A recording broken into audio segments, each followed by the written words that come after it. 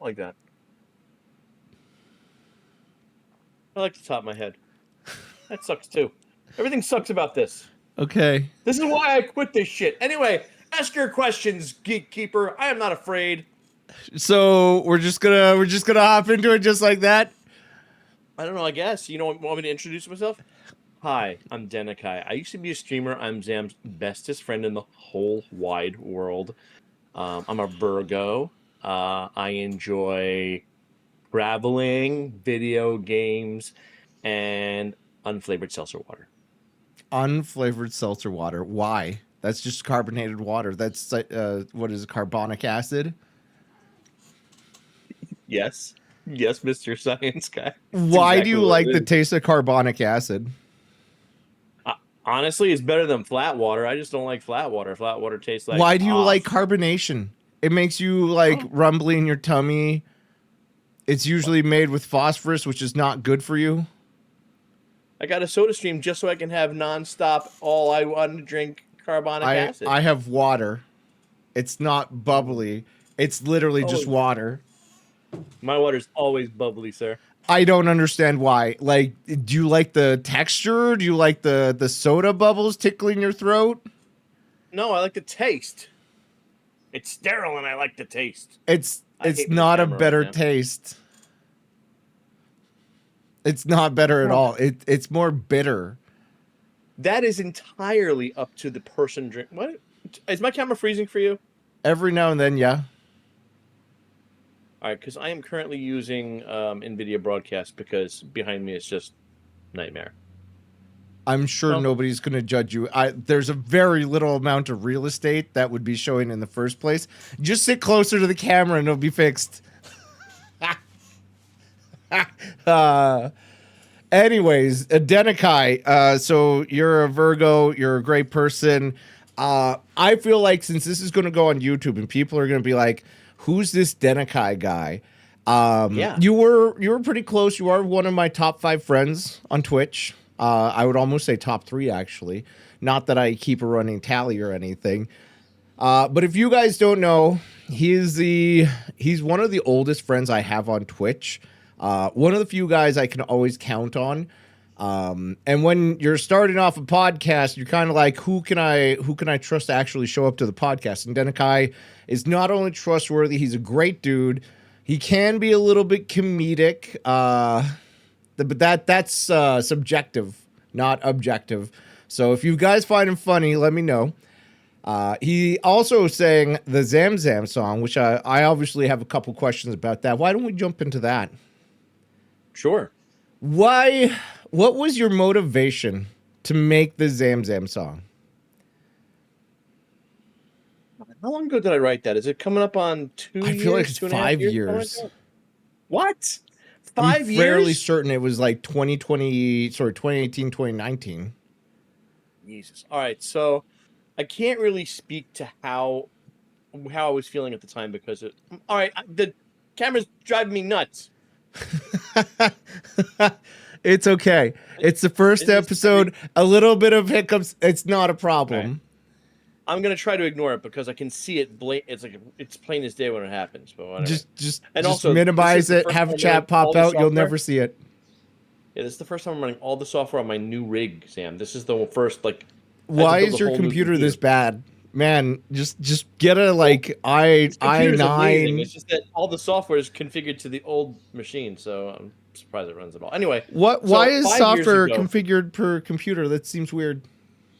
All right, you know how when you replace your motherboard or CPU, usually your hard drive just doesn't work at all. You need to reinstall, reimage, reinstall everything. Yeah. Mine just kind of worked on the new computer, so I kind of left it that way. Well, I mean, it also typically will just work. Usually your games will have problems. Like it's not common to just work. It worked for me. Anyway. Well, Zam, anyways, so special. Anyway, so Zam song 5 years ago. I would have to say my motivation was that you were probably bullying me. What? I would never. And I distinctly remember at the time we were playing Twitch Toolkit on RimWorld. and you didn't Oh, like me taking your points and killing your rats, and so you had me well, that was ask me to say certainly things. bullying the hell out of you. Hold up. Um, I don't even know. I don't even know. Like, so the words were pretty easy because it just I Zam is just very simple. You just your name twice, and I mean if you listen to the lyrics, I mean it really is only five scenarios, right? There's why you do this to me, and then there's like one unique line that says I'd rather you do something nice to me, and then but you always do the bad thing to me. It was a very simple song. I think I Excuse had you, it I'm written down. always nice to you, even before the song. Yeah, but Always. the I thing is, never bully Zeb, you. I think you need to just maybe take your magic camera on your computer that always works no matter what configuration of hardware you have and just look at yourself for just a brief minute and try to be somebody other than you and realize that you can be a little harsh at times, sir. I can be blunt. I will allow bluntness, but I don't think it's mean to be truthful and honest. I think that I could sugarcoat it and make people deal with the truth easier.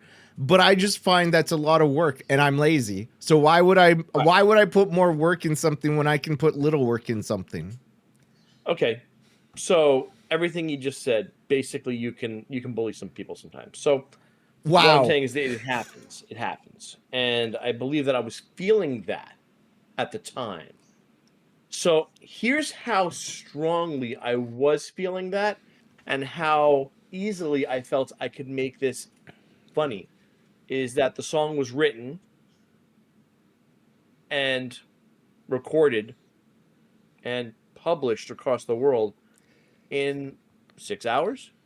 Yeah. It was 6 hours, right? It was like the same day, very same day I had Yeah. the idea.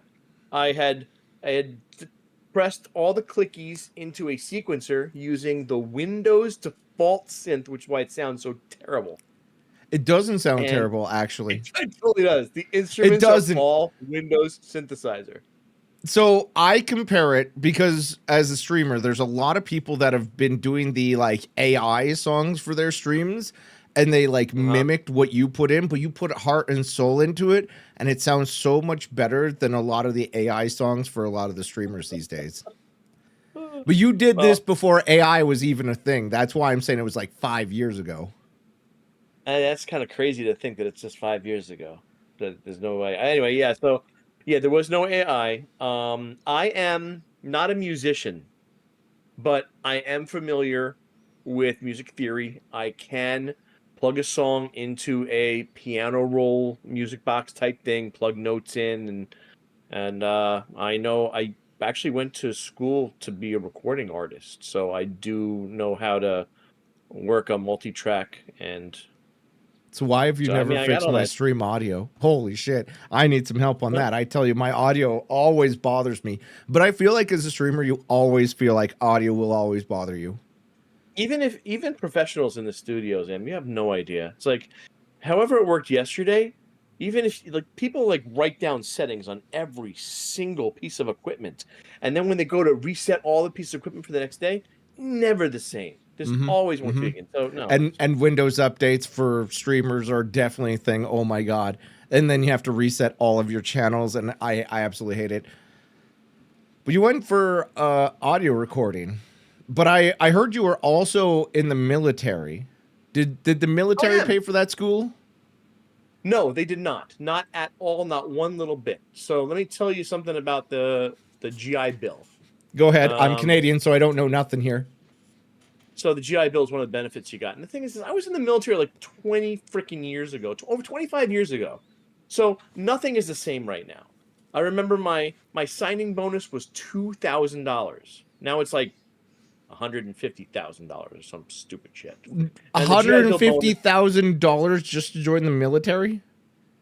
if since we're an all volunteer military, they do try to get folks to sign up to the MOSs, which is military occupational specialty, that they need, like to fill the jobs they need. They will definitely have some kind of incentive to fill those roles. And for you, it was two Um, thousand. for me, I had two choices. I could have taken the $2,000 bonus, or I could have been airborne. Could have jumped out of planes. I heard that's Regret my actually decision really bad for your instantly. joints. I know, but I regret that decision instantly. The $2,000 at the time was nothing. But telling people that I jumped out of planes, that would have been something. I don't think so. I feel like I would have wanted the $2,000. I don't think I would have wanted to jump out of planes for a living.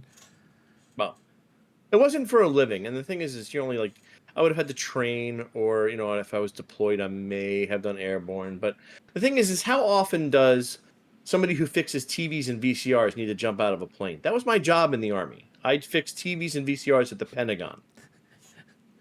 I was a What pretty what if nerdy there's a TV old. that goes down behind enemy lines and they need the TV because it's showing the battle plans that are on Bluetooth? Well, I mean, think about the time frame. I did say 25 years ago. Bluetooth? We barely had USB, bro. Yeah, USB, didn't that's even work. terrible. You're not Yeah. wrong. Yeah. So, Okay. So yes, I'm a veteran of the U.S. Army. I was in for 4 years, and like I said, I was a video technician at the Pentagon. I worked in a production television studio, which actually kind of is why I got into audio. But I worked in a production TV studio that was on the 5th floor of the Pentagon. And what we did is we would take the time to record high-level officers that were going to be in like public affairs type roles, and we would give them mock interviews. And after the interview was finished, we would play back the tape with them in the control room, and some trainer who was specialized in like what you're supposed to do in front of the camera say, "You see what you did with your hands there? You see how you answered that question?" And they would like, this was their training. We would also make videos, like some officer, like the sergeant major of the Army around Christmas time stood in front of our blue screen. Yeah, it wasn't green at the time. It was blue. I mean, Stood blue in front of our almost blue always screen. works better. Yeah, I mean, I guess, depending on the scenario. It depends what you're using for lighting. It also depends upon what you're wearing. Yeah, well, considering we always wore green. Right, the green was the way to camo. go. Well, not necessarily camo. I imagine your officer uniforms, whatever, are green as well. Yeah, but no, I was in camo every single day. Yeah, so when you that think wouldn't be very good. No, not at all. Not at all. When you think about the Pentagon, you think officers and stuff, but I'm just like I'm like a grunt. I'm like an E4. I'm an enlisted man. I don't know what that means. So of course I get the tennis elbow saluting everybody on the way in to the damn Pentagon. I race to this spot that's a no hat zone, because once you take your hat off, you don't have to salute anybody. So I race there, so I don't have to salute anybody in the parking lot anymore.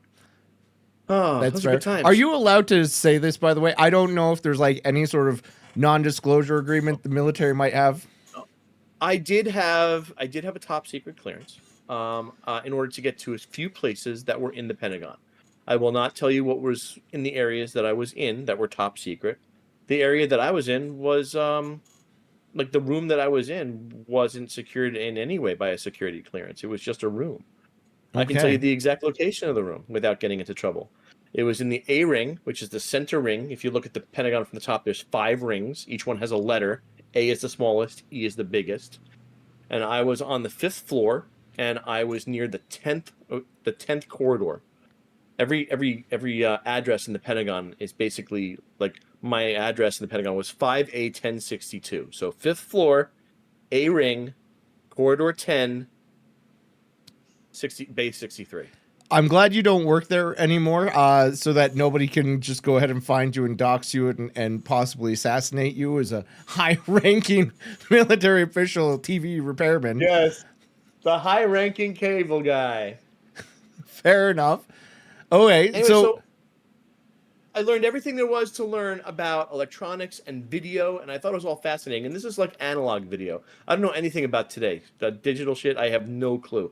But this was all analog. This was like your big CRT televisions. I could actually take one of those apart and troubleshoot them down to component level and get them working again. That's what my job was to do.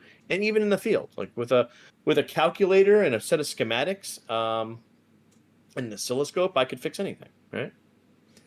That's fair. And when did you get out of the military, and what did you do after that?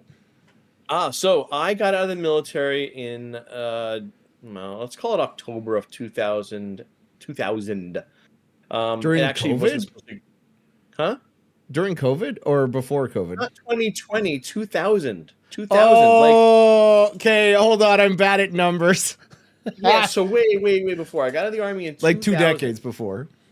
Yeah, I got out of the army about 11 months before September 11th. And when that happened, actually, I knew people that were still in the Pentagon. But because the dumbasses hit, we were under, the Pentagon was going under what was called the Pentagon Renovation Project, in which 1/5 of the building, 1/5 of this giant building was basically emptied, shut down, and being renovated. That's where they hit. So casualties were low. I knew only one person that knew somebody who was injured. But otherwise, the corridors just smelled like smoke for months afterwards. That's fair, but you weren't working there. I was not working there, but some of my friends still were. Luckily, I still knew the phone number, and I called them and asked if everything was okay. So what was I going to say? I mean, what was your question again? I'm sorry. What did you do after the military? After the military, I moved here to Arizona. I didn't want to be in the army anymore, and not because I didn't like the army, but because I wasn't challenged and I was just kind of done with it. My days were basically just checking email and reading websites. And by the way, in 2000, the websites to read were pretty few and far between that were interesting.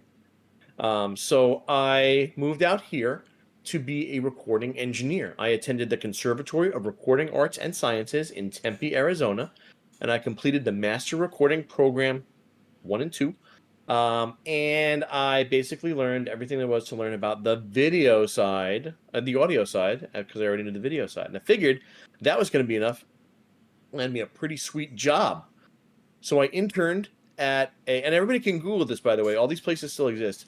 I interned at a recording studio called the Salt Mine, and that's in Mesa, Arizona. It's owned by a man named Don Salter, hence the name Salt Mine.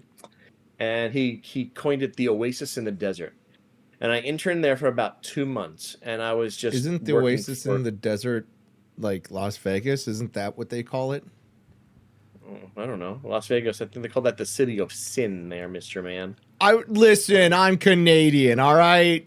Bear You should with totally me. know this. Whatever. I don't Canadian, you care weren't about Canadian. Vegas, but I thought it was the Oasis of the desert or something. It can be. I mean, like we're not supposed to be out here. Wherever we bring water and erect like apartment buildings, it's an oasis in the desert. Could So you yeah, tell me what they did with the building again? I just want you to say that word. erected. You know it. I love saying that word. If you're not gonna get me to stop saying that word, let me rub your Yeah, nose in. okay, all right. So you worked Erected. at the salt mine. Oh, I worked at the what? salt mine, and I interned there, and I met a couple of bands. There was one from a local band from Arizona called Chronic Future. We worked with a producer from California. I forgot their name, but that took about like a week and a half. I was basically slept in the studio. We recorded their entire track, and I remember racing it to the airport to actually hand it to somebody to get it on a plane to get it to LA the next day. It's pretty exciting. I've met the drummer from Alice Cooper, the bass player from Megadeth. I believe his name was Dave Ellison. How did Um, you do and that? Like from the they, airport, they part of the. they live locally, and people hire them as studio musicians. So if you don't have a bass player, you put out a gig for a studio musician, and they come on in. We mic up their drum set. They lay down the tracks, and then they pack up and leave, and they get paid Is by somebody. Uh, Arizona a really big music town? Because I thought that was like Nashville. No, it's not a big music town at all, which is why there are only a few recording studios out here. And Don definitely struck gold. Like that place is a pretty popular place. Um, had several recording suites, had a lot of vintage gear, and that's really, I guess, at the time what you really wanted. You wanted things that weren't quite digital yet, because when it comes to professional recording, the vintage stuff that's still like tube-based technology, it's supposed to have this very warm sound. The harmonics are supposed to be better. There was a man named Rupert Neve who was a recording engineer, and we had a lot of like vintage Neve consoles. Like we had 24 or 36 tracks of vintage Neve, and that brought a lot of people in. So yeah, anything that was like old with like vacuum tubes, people like, hey, let's record there. That's gonna sound awesome. Okay. I personally couldn't hear it. I don't think I would either, but I can believe it. Like I can tell there's a complete difference between recording on different types of mics. So I could see having different analog gear possibly being better. I Yeah, imagine like you wouldn't have as much degradation in cables and such. it's not really that. You know how digital is, you've got that clipping, right? When you get to 0 dB in digital, there's no more bits that can create more waveforms. So you get those big flats and they sound gross and harsh and stuff like that. But that's not the way analog works at all. As a matter of fact, it's called, I think it's called like analog, like compression. Like when you actually go above and beyond the meter, when you peg it in the red, Yeah. it basically is like a natural compression because the analog electronics behave in such a way that it basically compresses your stuff naturally. It's supposed to sound nice. Right, and have a better attack and release because that would be a natural attack and release, not based off of milliseconds. Because as I set that on my compressor, and I noticed that 5 milliseconds can make or break an S sound for a matter of fact. So it's just like I could see analog being less finicky and easier to use for that, or better sounding possibly. Yep. Just had to warm up those old ass vacuum tubes. Oh, and they were also very fragile, because they were vacuum tubes. It wasn't solid Yeah. state or anything like that. So don't bump them. Don't bump them. Anyway, so I guess that's how I got into audio, and that's how I moved out into Arizona. But when I finished, this is interesting. When I finished with my internship, they offered me a job at the salt mine. Don, if you're watching, $8 an hour is not enough for anybody to live on, even in the year I don't 2001. think Don's gonna watch, but $8, No, that's he's now not. what, $15 down there for a minimum And that wage? wasn't even and that wasn't even like just straight salary. That was when I was booked. And the thing is, they had a choice between the first engineer, the second engineer, or I guess I would be the third engineer. So you Sales guy never picked got me. booked. Well, I never got a chance to. Once I realized that there was absolutely zero chance of me like maintaining an apartment and stuff, I got a real job. Okay, so what's a real job after that then? I worked in an office supply company as a collector, but it wasn't like one of those people that calls you up because you failed to pay your credit card collector. I was calling businesses and mom and pop shops and asking them, to pay for the maintenance on the copier they're leasing for us or some nonsense. So all of that work of going through and getting a wonderful degree and getting practice and going through the intern, and you used absolutely none of it. No, I used it. I used it several times throughout my life. I mean, the Zam Zam song is proof that I still use it, but I don't That's use it fair. professionally.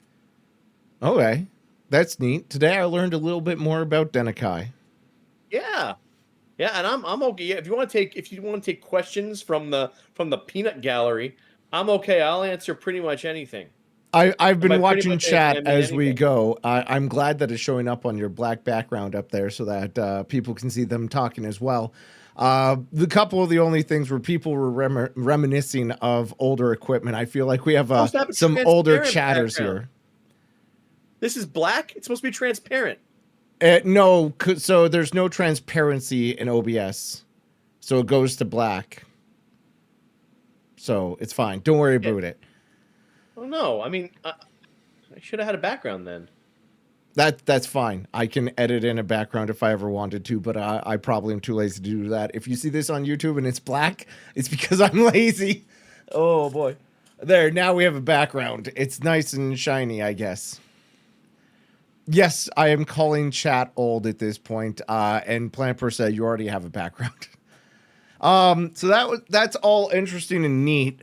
I do want to go back to a little bit of the Wait, hold on. AI conversation. Oh my camera's not letting me do this. This was pretty fun. This was my Command and Conquer background with you, but Yeah, yeah, I know. I can see it. I know exactly all about that.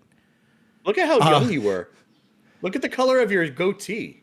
it's It's not all as brown. white. Anyways, with the AI, have you been using AI more and more in like your sound work or anything like that? Your musicianing? No, but I do use AI every single day at my day job. Okay. Every single day. So my day job, what I actually do now is I am a system administrator for ServiceNow, which is basically an IT service management platform. You help tickets, that kind of thing, right? And I occasionally need to code to do my solutions. So I do use AI every once in a while, not to write my own code because that can be disastrous, but to understand other people's code. Because what AI is great at doing is reading 1,000 lines of code and give me a summary of how it works. It's terrible at creating new code because it puts in all kinds of stuff that you don't need. So vibe coders, good luck. You've got another 15 years before you'll be useful, maybe 10. I see. But no, I use it to basically reverse engineer other people's madness on a daily Okay. basis. I also use it to give me feedback on articles that I publish for my company, which is really helpful as well.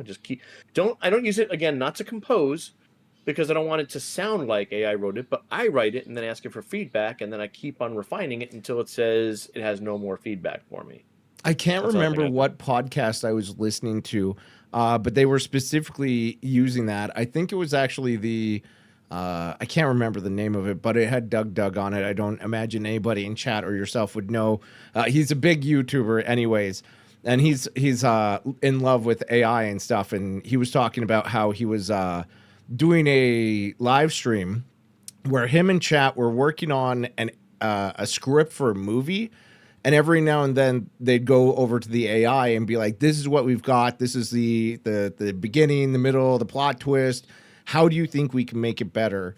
And then the AI sometimes would go off into left field with their ideas, but it gave them unique perspectives to come up with better ideas or different situations that they could work into it. I Yeah, thought that was pretty neat. it's great at providing or giving you like a little bit of the boost of creative energy, but I would definitely still stay clear of it because everything it gives you is basically copied from someplace else. It can't give you anything original. That's just not what it does. That's fair. So I don't use usually just ask it to find sections of the occupational health and safety code or where something is referencing what I'm looking for so I can go straight to the reference material instead of having to dig through freaking pages, books of regulation. And I can tell you that if I ask it what is regulation on something, I would almost say 6 out of 10 times it would be wrong. And that's why I go to the reference material and don't ask AI.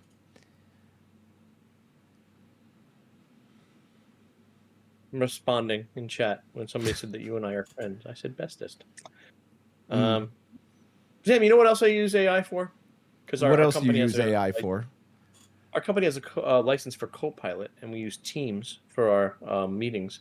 Copilot's in every single meeting, and I find that I have to pay a lot less attention because it'll give me a summary of every meeting that it's in and I'm in, so I can Does kind of just like Teams zone out. use Copilot? Because I'm not sure. They do record and they do give you summaries and transcripts, and they transcribe to different voices. With a license, you can invite Copilot into your meeting, and at the end, it will summarize everything that happened. I've never used Copilot. What is your AI of choice? Well, because I have a professional subscription to Google's Workspace for the gaming company that I actually started that I stopped like doing things with. Yeah, I keep paying for that. I have a subscription to Gemini, a professional subscription to Google's AI. So I use that for everything outside of work, but I use Copilot at work because why not? It's what everybody else uses, and it's right in front of me. Have you ever asked the AI Gemini why the military didn't pay for your schooling? No. I'm Thanks, sure Sam. the AI probably wouldn't know. No, I don't think it would know. Thanks for making me feel so much better about my Well, life decision. first off, that came from chat. That was that was not from me. Oh wait, I'm sorry. We did encourage chat to ask questions. Yeah, No, I never asked AI to do that because I find that if I ask chat any kind of meaningful questions, it looks again to the ether to make up an answer for me, and that answer is very rarely custom to me. It's basically an answer that somebody else gave somebody else in some similar situation that doesn't really align to me. okay, that's fair. Moving away from AI, I would love to know what makes you excited to play a game. Like, how does a game get you to say, okay, this is a game I want to play? Okay. So if it's an IP that I'm familiar with, I got to tell you something. The last game that I did this with was the Dune Awakening games. Now, I Did you play actually it? Did took. you enjoy it? I did until I stopped enjoying it. So I'll get into that.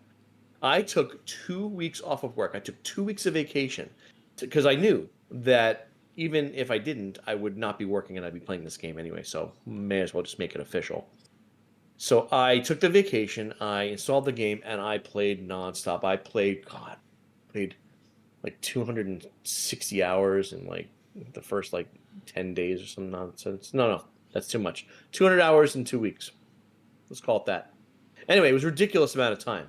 Like no sleep, barely ate, just on. And the thing is really only the first 5 days were exciting because that's the stuff that's the place where everything is new. You're exploring, you're leveling up, you're finding new things, and then they designed the game so that you get to end game within like 24 hours, 24 game hours. You're at end game already, and then the end game is just rinse and repeat PvP out in the desert.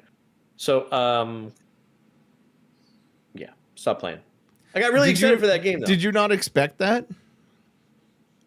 Well, the thing is if you think back to other MMOs, and I think back to like MMOs, like I am old school MMO. I was EverQuest MMO. I was original World of Warcraft MMO without any expansions.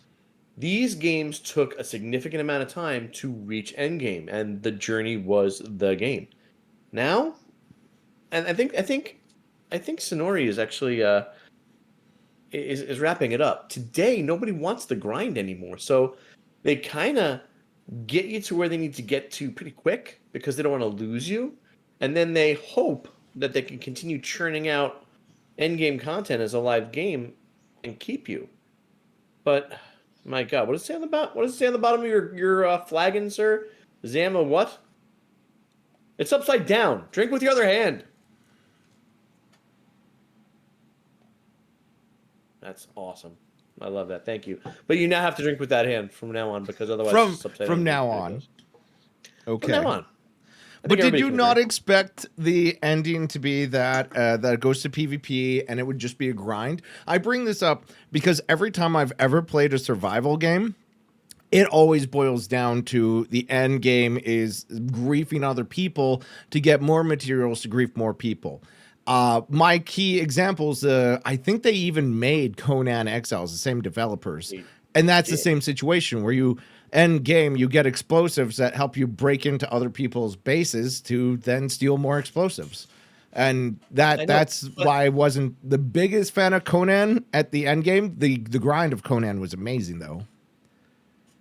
they have again. They've been working on Conan for what? It's almost 5 years now, right? I think Conan has been in development for 5 years, I don't know. I haven't and played it since I beat the Conan game, got all the today, achievements, and said no more. yeah, Conan today is not the Conan of 5 years ago.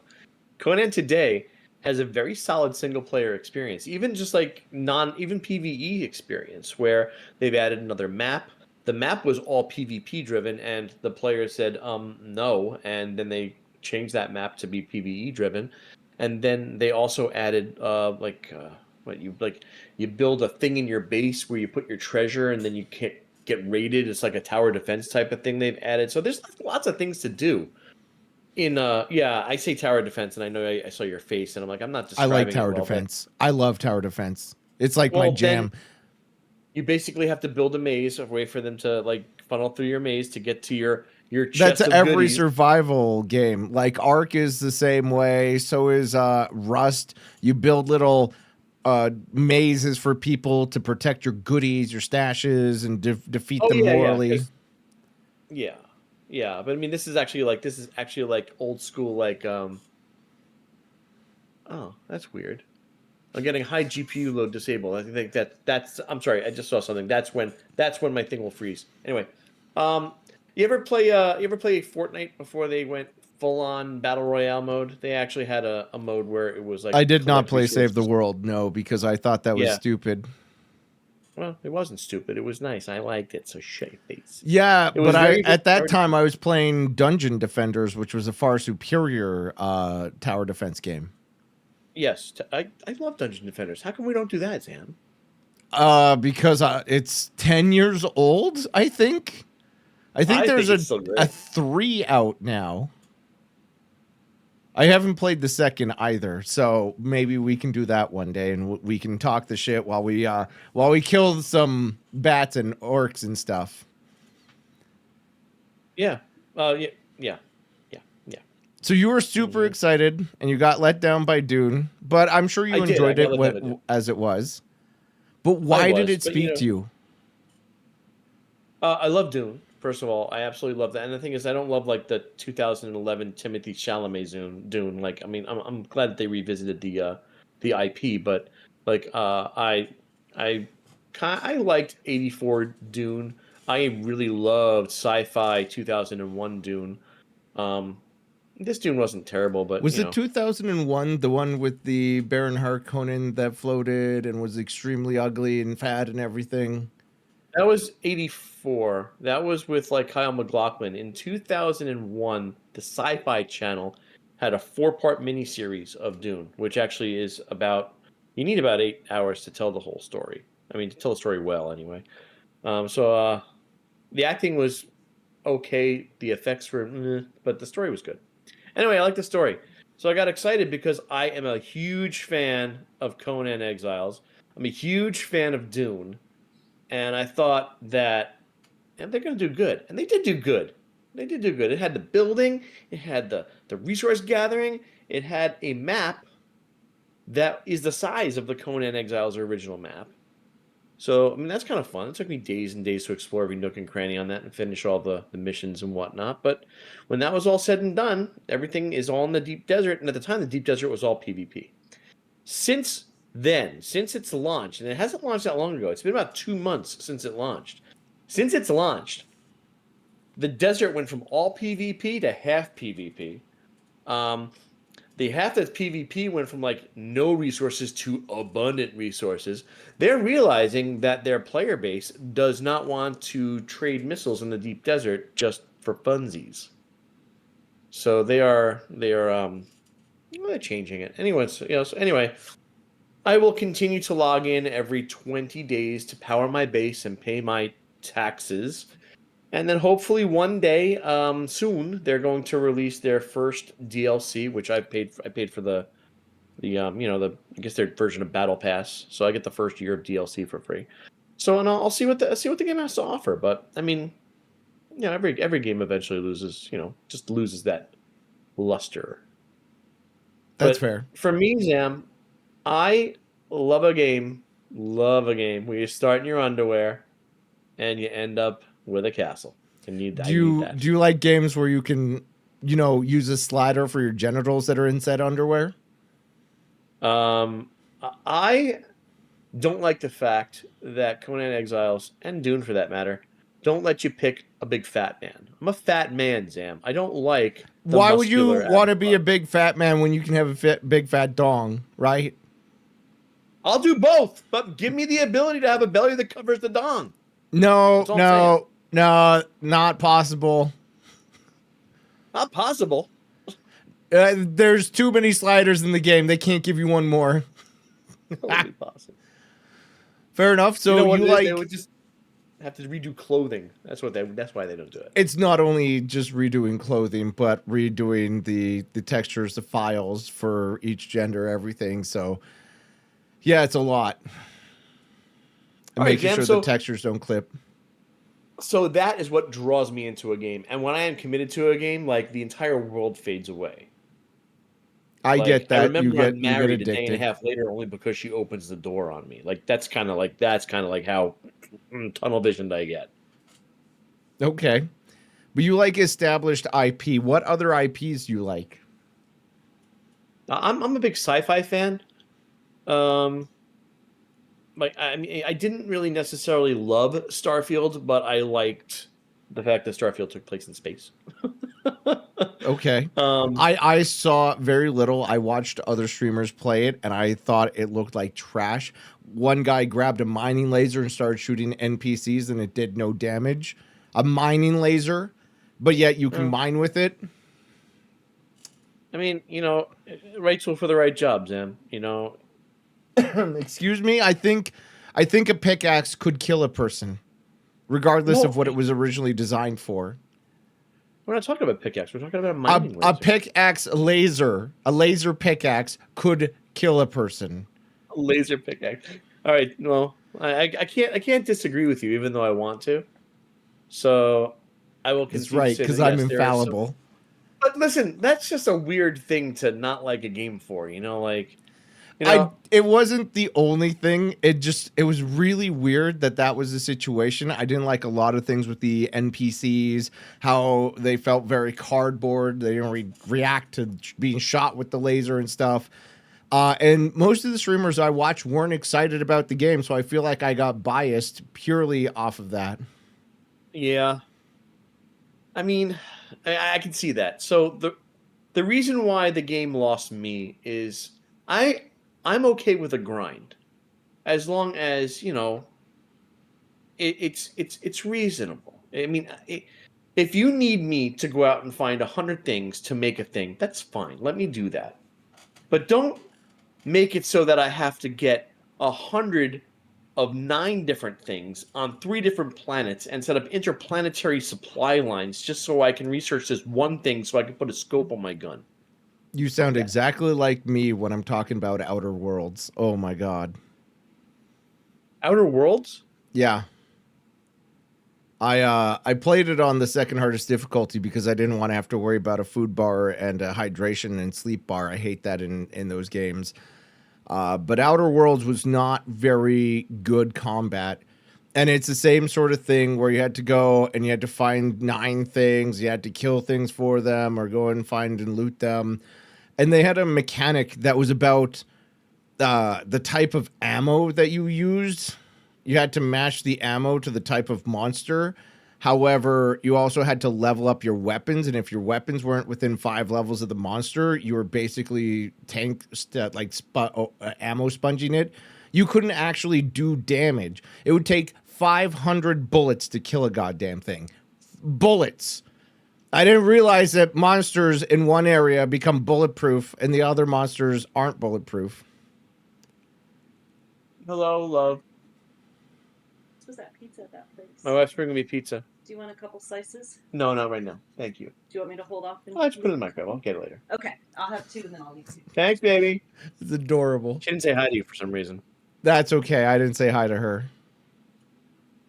You'll have to tell her I said hi later, though. Zam says hi. Wow. Wow. Oh, I'm sorry. She said it like you. Sorry. What was the last game before Dune that you got really into? What are we doing? I don't know if you heard me. Okay. Hi, Zam. Hi, Zam. Hi, loved one. I'm Zam. Hi. You look good. Thank you. He looks great. He looks like he's been like working out and stuff. I've lost 40 pounds this year alone. His face, look at. I know. You look great. Don't Keep up the good work. You're just gonna inflate his ego, baby. Wow. Hey, No, you work hard.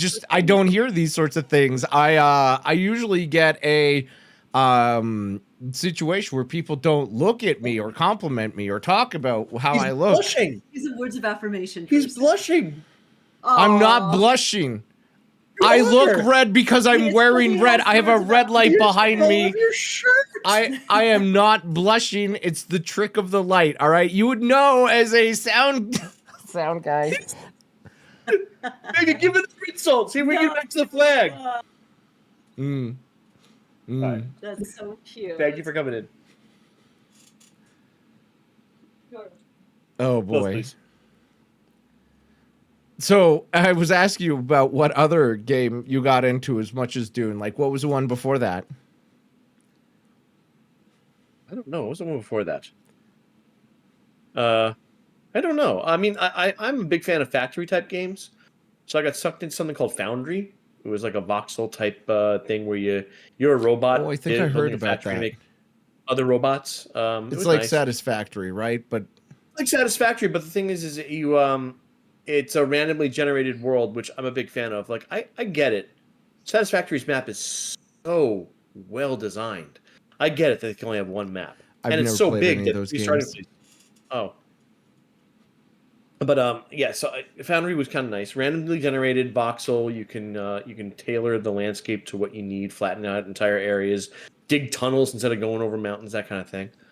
And you basically set up these supply lines to build robots to ship them and make money. So that's the whole point, is to ship robots. You're a robot making robots. Anyway, so yeah, another factory game that I really lost so many hours in, Zam, is Dyson Sphere Project, where you have like an entire like star sector, and you are setting up interplanetary logistics, and the point of that is to build a Dyson sphere. That was kind of cool because I like What sci-fi. is a Dyson sphere? For the audience, not for me, I know, but the audience might not know. They hear Dyson and they might think vacuum. Okay, I'll explain this for the audience. A Dyson sphere is a theoretical structure that's built around a star that takes advantage of all of the star's energy and radiation. So it's this big giant structure that surrounds a star, and on the inside of the structure, it just basically, the sun never sets. See, I So knew that. I'm glad you shared it with the audience though, because you did it so more immaculate than I would have. I would have been like, "It's this thing in space that just sucks up all the sun," and then people would have thought I was talking about Spaceballs or something. yeah, you're so sweet, Sam. Oh, why are you saying it like that? That's weird. I don't want to make. I kind of want to make you blush again because listen, I don't blush. I'm still as you've red gone as back I to tan. was. You've gone back to tan, but now I know that my wife could get you to Canadian flag red. That's pretty No, nice. that's not true. Yeah, But I do totally. want to know what games you're looking forward to, because they just had, what was it, Gamescom in Germany? Did you see Oh any of yeah, that I saw stuff? that. You know what? Nothing there really piqued my interest. I'm gonna hard disagree on that one, bud. Well, let's again. I didn't watch it. I read like the 24 games that they announced. So There was only maybe I missed 24. one. I don't know. There's I like don't 24 or something. know. There was like an hour and a half of it. But the one that I'm super excited for is a sequel. Go figure. And I loved the two games before, so I'm probably gonna love this one. But it's gonna be by different developers. The sequels were, or sorry, the prequels. The first two of the series were made by THQ, and they went bankrupt last I checked. I'm not sure if I'm sorry. Which THQ is game are we still talking around. about? Refresh my It's memory. Dawn of War 3. Or is it 4 Oh, now? okay. It might be Okay. 4. I feel like I played 3 and I didn't like it. 1 and 2 was the best. But Dawn of War is a real-time strategy game. And it's like squad-based. You're building an army. It's set in the Warhammer universe.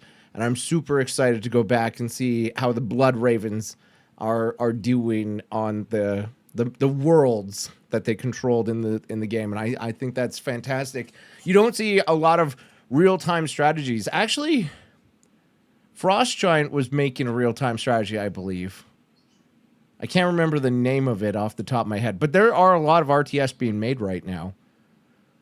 It's a far cry of the days of tower defense, and so there's no tower defense coming out. However, I think I saw that was it Black Ops 7 has like a tower defense kind of mode in it. I don't think you've seen it. No, I have not seen that. No. It was very briefly shown during the trailer. So I did see Black Ops 7, but the thing is I am not a fan of those. I kind of lost interest in the first/third person, like first person shooters where you wait to be assigned to a team, get thrown on a map, find the objective, and then the map it's over in like 12 minutes or whatever it is. The last one I played, I think, was Battlefield 1942, and that was a long freaking time ago. That was the But then I last got sucked Battlefield I into. played. I loved PlanetSide because there were no map timers. It was just a continuous fight. No matter where you went, there's always a fight. My problem with The PlanetSide was there was way too many players, and so you would end up having like 40 people shooting at 20 people, and all the hallways would be like jam-packed with people getting shot at. There wasn't really good flanking opportunities because the maps were too small for the amount of players that played it. It was kind of crazy in every single building. Every building, no doors, all open. You couldn't get cornered anywhere, but that also meant that they could come in from any direction. It was by design. It's just a meat grinder, right? Am I thinking You know, PlanetSide 2 then? Because there were a lot of corridors when I played. I mean there were corridors, but there were no doorways. Like they always ended in There were like doorways for sure. Pure. You have to but doorways, not doors that you can close. You'd have to. Oh Throw, yeah, a there were mine no in the middle. doors. No, there were no doors. So No I'm doors. thinking it wasn't open, like it wasn't a balcony or anything. I just thought like every door was open so that you could shoot through it. I also feel like there were so many people playing that the door would always be open. I wonder if they put a sound effect in, if it would do one of the all day and be annoying. Or just those tanks that just continually bombard the doorways from every place that you would need to walk. See, out of. I don't like vehicles, and that's why I'm not a big fan of a lot of the Battlefield games, because I feel like vehicles tarnish the reputation of the game. It's kind of also why I wasn't a fan of like Halo 2 and 3 multiplayer, because the Ghost, the Warthog, no thank you. No thank you. Even Halo 1, I didn't like the vehicles too much in that, so I always went on foot. I never played a Halo, Zam. You're not never played a missing Halo out on game. much. I did it so much. I even went for the samurai sword in Halo 3. And I was super excited to try and get the amount of wins needed to unlock the samurai sword so I could look cool and badass. And then I just stopped playing because I didn't want to play Halo anymore. And I went and played on the computer instead. I don't remember what game I swapped Halo for, but it was a good time. Wow. Yeah, I never actually owned Xbox. I was a PlayStation guy, so Halo was completely outside of my thing. And then when I got a PC and I was able to play Halo, I was just like, why? There are a million other games out there that are just like Halo. I don't fully agree with that. I feel like Halo is set aside. The only games that I can think of that were close to Halo were like Gears of War. There might have been like other no-name knockoff brands of Halo, but like the taking cover to heal mechanic became popular, but it wasn't anywhere near what Halo had. Are you talking? Are you just talking like the single player campaigns? Because I'm just talking like the multiplayer. I'm talking both, like the sticky grenade, even like if you're looking at Unreal Tournament was nothing like Halo back in the day. Okay. I don't even think Unreal Tournament's being made anymore because they're just doing the Unreal Engine and not making games anymore. Yeah. I mean, yeah, them and Valve, they're making too much money, so why bother producing? Why fun? bother? You got to hire more people to count the money.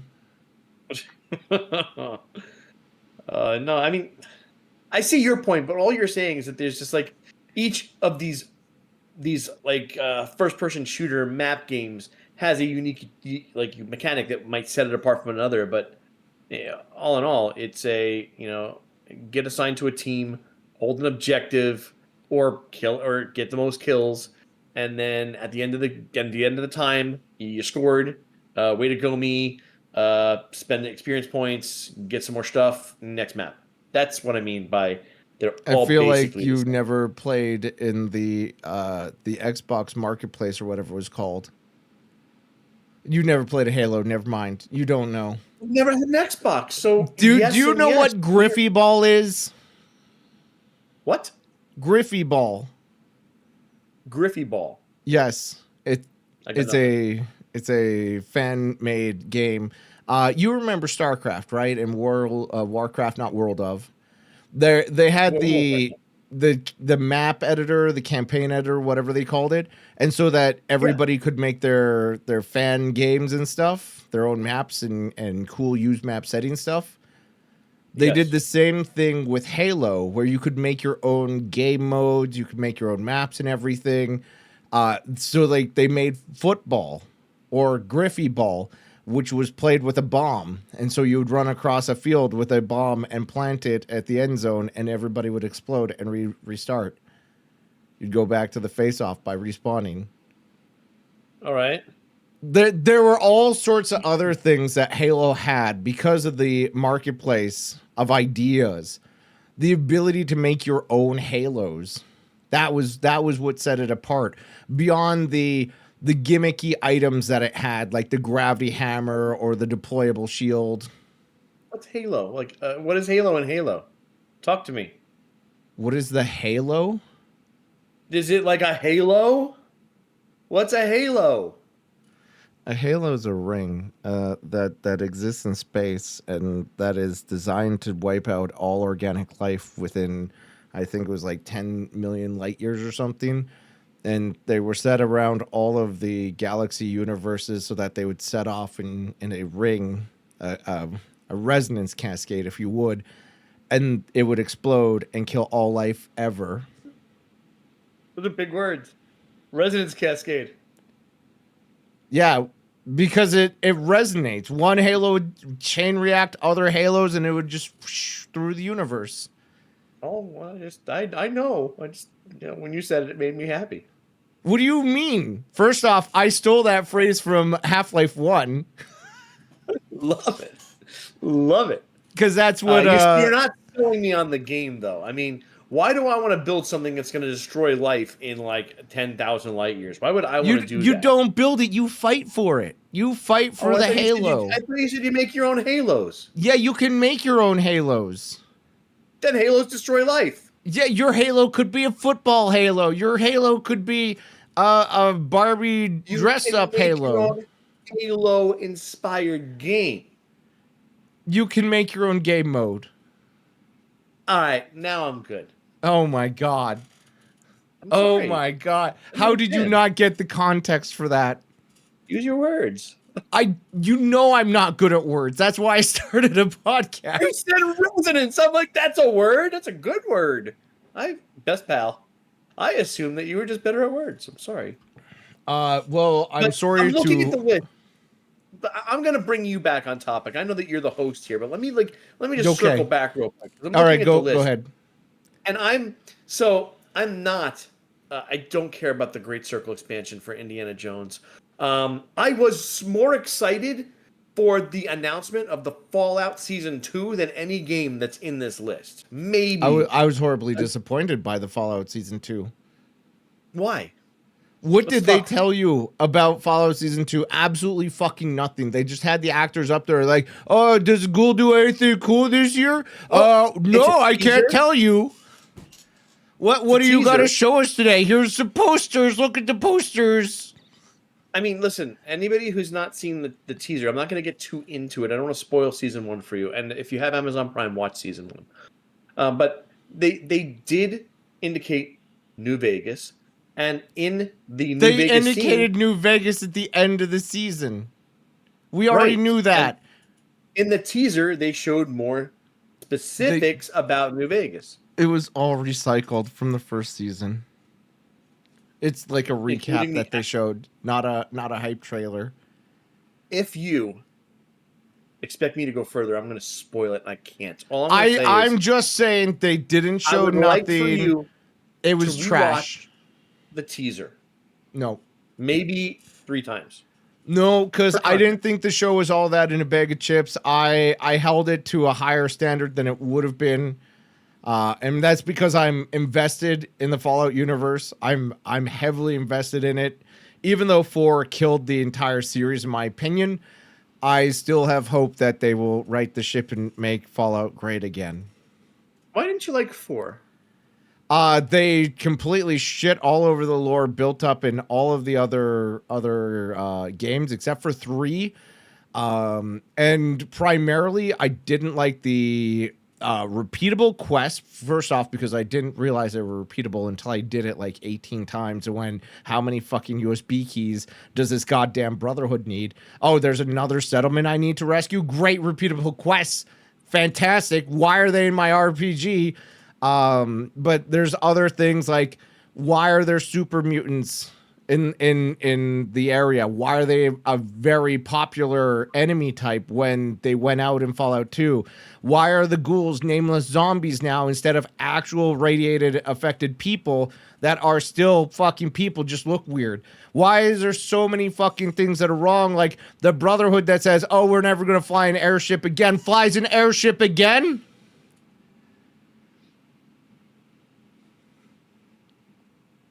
Yeah, You we need got to raided. address this. Hi, Chin. We're in a podcast. Thanks for the raid. Here's my maple leaf as your raid command. Chin is actually wanting to be on the podcast as well. I think I have him set up for like September 4th or something. It's in the Discord. If you guys want to know who's the next guest coming up, we got the events in Discord so you guys can see which events you can come and tune into. But right now, I'm hanging out. I'm talking with my bestest friend, Denakhai. He's a really good dude, and he likes Fallout the TV show. Hi, Raiders. I like Fallout. Now, I guess anybody can be nitpicky, Sam, especially if you're always gonna have the fanboys that know that A doesn't quite match B, right? I understand that. And to your argument, you say like, oh, there's super mutants in there's too many why super are they in mutants up there. DC? Yeah, and then further, why are they in Boston? Huh? You know what? That's great. You know, I guess maybe you could have 2 labs working on the FEV. There were of just not one. 2 labs. The master who formed the FEV was in fucking California, and you destroy him and the FEV and destroy his army, so there's only remnants remaining. And those remnants of the super mutants aren't smart enough to make more super mutants, and there's no shot that the Enclave knows anything about the FEV. That they did have the ability to fly across the country. That's because they had an oil rig that you also blew up. Yeah, but not before somebody escaped. Otherwise, there'd be no more game. I mean, Zam, do you want more Fallout or no? Not after 4. No, not after they shit all over the lore that they pre-established. No. Not when they shit all over the game. Fallout 76 was a goddamn embarrassment. No, you got me. I'm not going to disagree with you there. There are people who are trying to convince me that Fallout 76 has evolved into a good game. And who knows? They might be right. They've had enough time to right the ship. And, and they did the exact same thing, too. They built a world where players were responsible for creating all content. And the players are like, fuck this, where's my content? And now there's content. Like, the players didn't make the content, though. It was, again, another survival game that you had to eventually just develop into PvP. And people just got bored and decided to be shopkeepers and role play instead of just play the game as it was intended, because it was not a good game. And now there are NPCs, and now there's content, and they did that. They did that because they realized that you can't just give people a sandbox and say, here's your thing. Oh, by the way, if you want a better sandbox, pay monthly. Like, if you want your own sandbox that you play with your own friends privately, pay monthly. People realize that no, that's not a good no. We're not doing that. But I was there. I was online, Zam. Like, I was there in the 3 days prior to do the early thing. I ordered the slip cases that had like the DVD ring, but actually only came with like a little piece of paper with a code. To actually get the digital version of the game. Did you get and I was there the hat that causes asbestos? And it was kind of poopy. It was very poopy. It was terrible. I loved the drama of Fallout 76. That was priceless. Every week there was another thing that went wrong with the game. They're calling me old like them. So old. You're not wrong. I'm okay being called old. I don't know how I'm going to deal when my whole goatee goes white like yours. Right now, I just have that one white spot. Yeah, I had that too. Years ago. It was like these 2 white strips. Look at some of my old videos. There were 2 little white strips, and that was kind of cool. And then it's like, I almost think I will shave it off when my hairs go white because I don't want to look like Santa Claus wannabe. mine covers up the double chin, so I need this. It's like clothing for my face. Okay. Okay. What? How That's come great. I can't say that? It's I'm not saying you can't say that. I'm just okay. How am I supposed to react to that? How am I supposed to be like, yes, Denakhai, you're absolutely right. Great facial hair commentary here. It's like clothing for my face. I don't want to go out naked and show the double chin, so I have to keep the clothing on. It's like my face shirt. Okay. I'm glad you have a face shirt.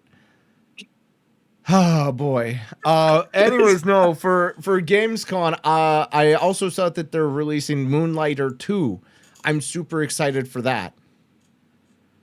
What is Moonlighter 2? Have you not played Moonlighter? It's the first game. Then they released 2. It's the second game in the series. I'm just wondering.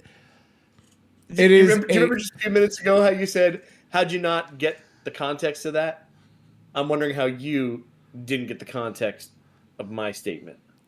Well, I just wanted to make sure you never played Moonlighter 1 because Moonlighter 1 is a game that I feel like you would enjoy. I feel like you would play it and you would be like, this is a good game. Because it is Sell it to me. It is a roguelike game where you are a shopkeeper that decided to go and explore into some worlds, some portals, if you would, that were crash landed by the black market mafia space people, and they crashed in and they left these little like zones that you can go into, which is you actually go into another world and robbing them, and then you sell it in your shop. It's this whole inventory management thing to find out what is worthwhile to sell at your shop and bring back. Okay, so you've given me 3 things there: roguelite, Yeah, shop game, yeah, sci-fi element with the multiple. So it is 2-1, and based off of this, you don't like shop games?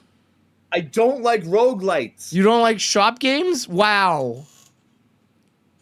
What's wrong with roguelikes? I don't enjoy them. Why? Here's the thing. I don't like resetting my progress every single time. But it's not resetting your progress. You're constantly improving with every reset. Yeah, I know. 1% on your next run, blah, blah, blah, blah, blah. No, you're starting over. I never liked Dota. I never liked roguelites. I'm just not a start over kind of guy. I just... if I accomplish something, don't make me re-accomplish it on my next run. I just don't like that. I don't like it. You're not allowed to like stuff. Why can't I not like stuff? Because what I don't like has a logical and founded reason of why I don't like it. And it's objective when I don't like things. You don't like things, they're subjective.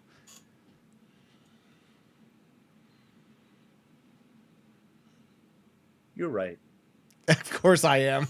Of course I am. Why would I not be? Anyways, you should give Moonlighter a try because it would probably relieve a lot of your I accomplished something, why are you making me re-accomplish it? Because every time you die, you get to bring stuff back to your shop to sell. And you're just going back in to get more resources. And if you die or not, that's here nor there. In fact, dying just means you don't come back with as many things to go sell. Okay. I'm reading chat. I can't. No. Alex, you're absolutely right. You're right. You're right. You're right, honey. All right, so Zam, you've convinced me. I'm going to give Moonlighter a try. Thank you very much. I'm going to put that on my list, and I'm going to play it. If you have Xbox Game Pass, I believe it's still free on Xbox Game Pass. I do. I pay for all those subscriptions because I'm absolutely stupid. I stopped paying for my Game Pass. Can I tell you how much of an annoyance that was? Why? Because I don't play enough of their games. I don't play games much outside of editing and streaming. Yeah, I guess, you know what? It was very different when I was in your shoes and I was playing games for content and not for my pure enjoyment. I totally understand where you're coming from. But now that I play whatever the fuck I want and have to worry about whether or not people are going to like me playing it, I keep all these things. I play whatever I want because I don't need people to watch me play because I'm already partnered. So, checkmate.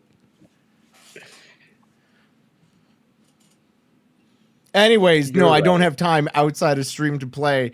And I do crochet and other things that take me away from playing games. Like now I'm doing this podcast instead. So I could be playing games right now, but instead I'm talking to my friends because I feel like we need to talk more. That's the whole reason I did this whole podcast is online. We talk so superficially where it's like, hey, how are you? Oh, that's cool. I did this thing. And nobody really gets to know each other. And so like I have so many friends, so many streamers that I just want to spend some time and talk to you and have some chats, get to know who Denakhai is. I want to watch this with everybody you know. I want this. So I'm glad you're doing this. Well, that's the plan, and it'll eventually hit the YouTubes. If you want to watch it live, go check out just as it shows up. This Sam Twitch. I worked so hard on setting this whole thing up that I literally had only one day to set up, literally today. So I set everything up. Boy, howdy. There will probably be production changes in the future. Don't get too comfortable with everything. It's going to be so much better the next time. And the next time after that, I'm Alpha Podcast. You pretty much are, because I don't even know of a good title for this yet. I want to call it Real Talk Time, but I'm afraid of potential trademark disputes with people who already have. There's 4 other podcasts that are called Real Talk Time. They usually toss in like with Zam, for example.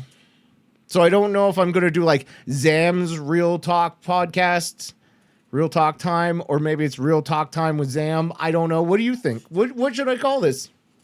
I have a suggestion. It's Bully Time with Zam. Chad, have I bullied him once? Put some ones on Denakhai's side of the screen if I've bullied Denakhai a single time tonight. Put 2s in chat if I have never bullied Denakhai tonight at all. What are you asking for? You realize that even if you didn't, which by the way, it's up for debate, they're gonna put ones in chat. This is preordained. You know the ones are gonna be there. I thought there would be some real ones out there. Not even one. One of my face shirt, right? Okay. You don't like the fact that I don't like roguelites. You think that I'm a poop head for loving Fallout, the show. I don't think you're a poop head. I think that it's okay, but I don't think that what they presented at Gamescom was good. I wanted some more detail of the second season. I wanted maybe them to come out in cosplay or as the actor and put on like a little skit or something where they're like pew pew pew pew pew, and then they're like, oh. Did I tell you that I purchased the actual like reproduction of the Pip-Boy? Yeah, you sent me pictures of it. Yeah, it's in the other room. I fucking love that thing. I absolutely love all. I have a bottle of Nuka Dark. You know that the actual. Oh, so you got scammed. Well, no, I mean I didn't open it. It's perfectly still. It's in the literally thing, but I have the bottle whiskey. of Nuka Dark. I like it. Do you not see in my background the Fallout board game? Well, I don't, because I see a very square version of you. I'm not looking at the whole stream, but I mean I've seen it. Okay. I don't have the Fallout board game. I've just got a couple of things. Check me. So I'm better than you in every way. Got it. Great. As long as you're not bullying me today. I've never bullied you. What do you mean? Okay. I've been nothing but cordial to you today. Nothing but cordial. You repeated your bad word. You know, sometimes I wonder if the way I'm horribly pronouncing things on purpose actually triggers people online and makes them hate me. What are your thoughts on that? Do people hate you? No, that hate me for mispronouncing things on purpose. I don't think it's on purpose, and yeah, I don't think it's on purpose. I think you don't think it's on purpose. I don't. I think that you mispronounce a word and you own it because you're a confident guy, and then you say that you did it for humor. No, so you're actually horrifically wrong. Allow me to extrapolate on this. So I don't do very good pronunciation a lot of the time, right? So every now and then I will not say a word correctly.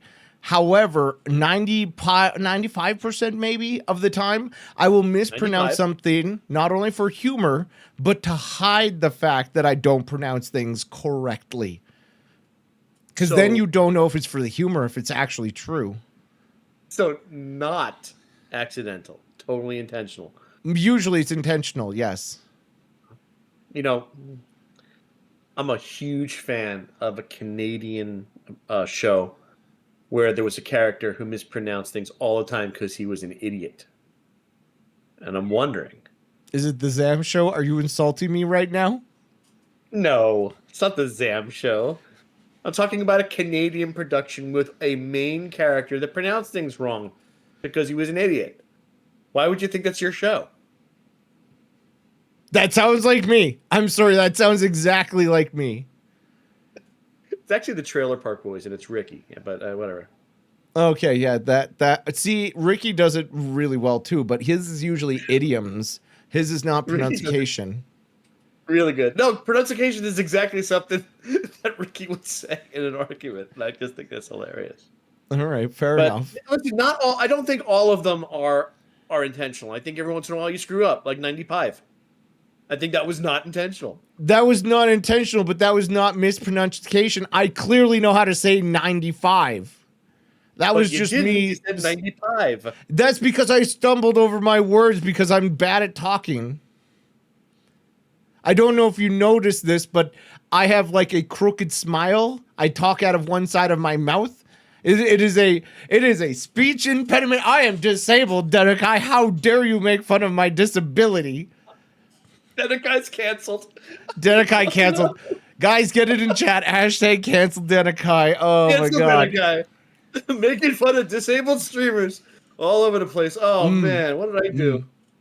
Well, you know, I guess I'm just gonna have to get you banned off Twitch here. Oh no, don't do that. Oh, okay. My livelihood. Why did you stop streaming?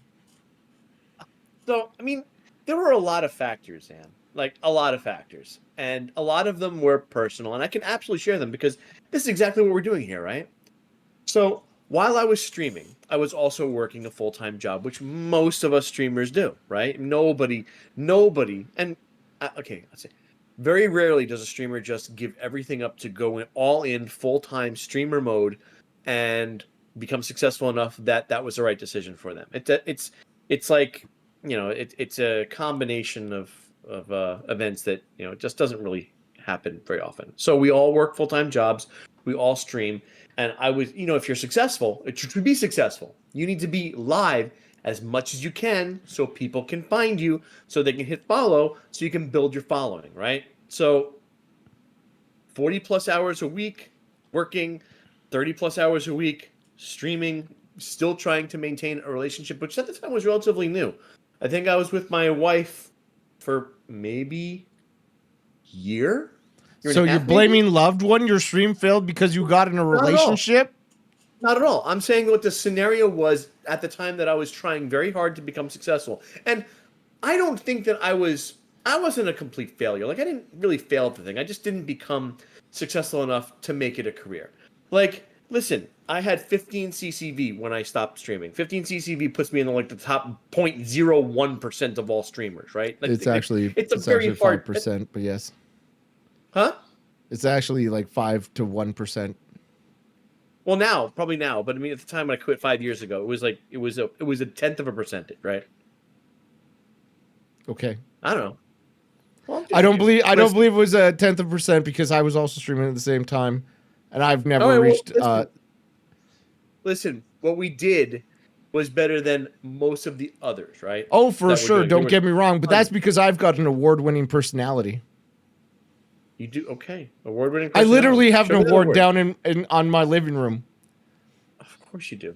Of course you do. But it was given to me by the main tank of my World of Warcraft guild because he loved my personality. He loved when I healed him. I have a literal award for my personality. I'm old and I'm losing my train of thought. where I was at the time and what I was streaming at the time. Where was I? Anyway, so I was there. I was at 15 CCV. I was at 30 hours a week. I was working full time. And the thing is I was focused so much on the streaming thing that my performance at work was suffering. Because at the time, I had a management team that felt that success was measured by how much time your ass was in the chair, not by what you could accomplish. And that, to me, was pretty shitty because I was leaving exactly when I was supposed to race home to stream. So, wasn't doing good. And since and then I, we bought a house, we moved. The streaming room was completely different. I needed to set it up correctly. The internet wasn't great when I first moved in. There was a lot of factors that just made it very easy to just not do it anymore. Because Zam, you haven't done this because you're still active. But if you take 3 months off of this, you probably won't come back to it because you realize, holy shit, I took 3 months off. I have my life back. I took 3 months off after TwitchCon of 2023 because I got 2 months of COVID. And I tried to stream through COVID, but it just made it go worse and worse. And so it ended up being almost 3 months of COVID. But I get it. I've been there. I understand. In fact, I fully agree with everything you literally said there. I mean, I have all the gear. Like the lights are in that closet right behind me. I still got this green screen, which of course you don't freaking need anymore. I have all of this, and I had it in this room. This was going to be the room that I built into the streaming room. I have the foam for the walls to stop the echoes. I have it all, and I was just like, I don't want to fucking do this anymore. That's fair. And now I just kind of stream when people say, "Hey, it's my birthday. Can you stream for me?" And I say, "Oh." Hey, Sushi, when's your birthday? You don't have to type it in chat because it'll show up. But, hey, Sushi, maybe you should convince Denakhai and maybe other people should convince Denakhai to stream some more. Sushi, there's only 356 days. Because it'll show up. Christina says her birthday's in May, so I feel like you now have to stream every day of May for Christina. Oh, yeah, there you go. Mine's in October, so... Listen, I jump on all the time for you. You are an exception to the rule. If you cry, I come running. That's just our relationship. How many times have I cried? Every single day that I've known you. You know I can't cry, right? That's the proof. I had laser eye surgery in 2006.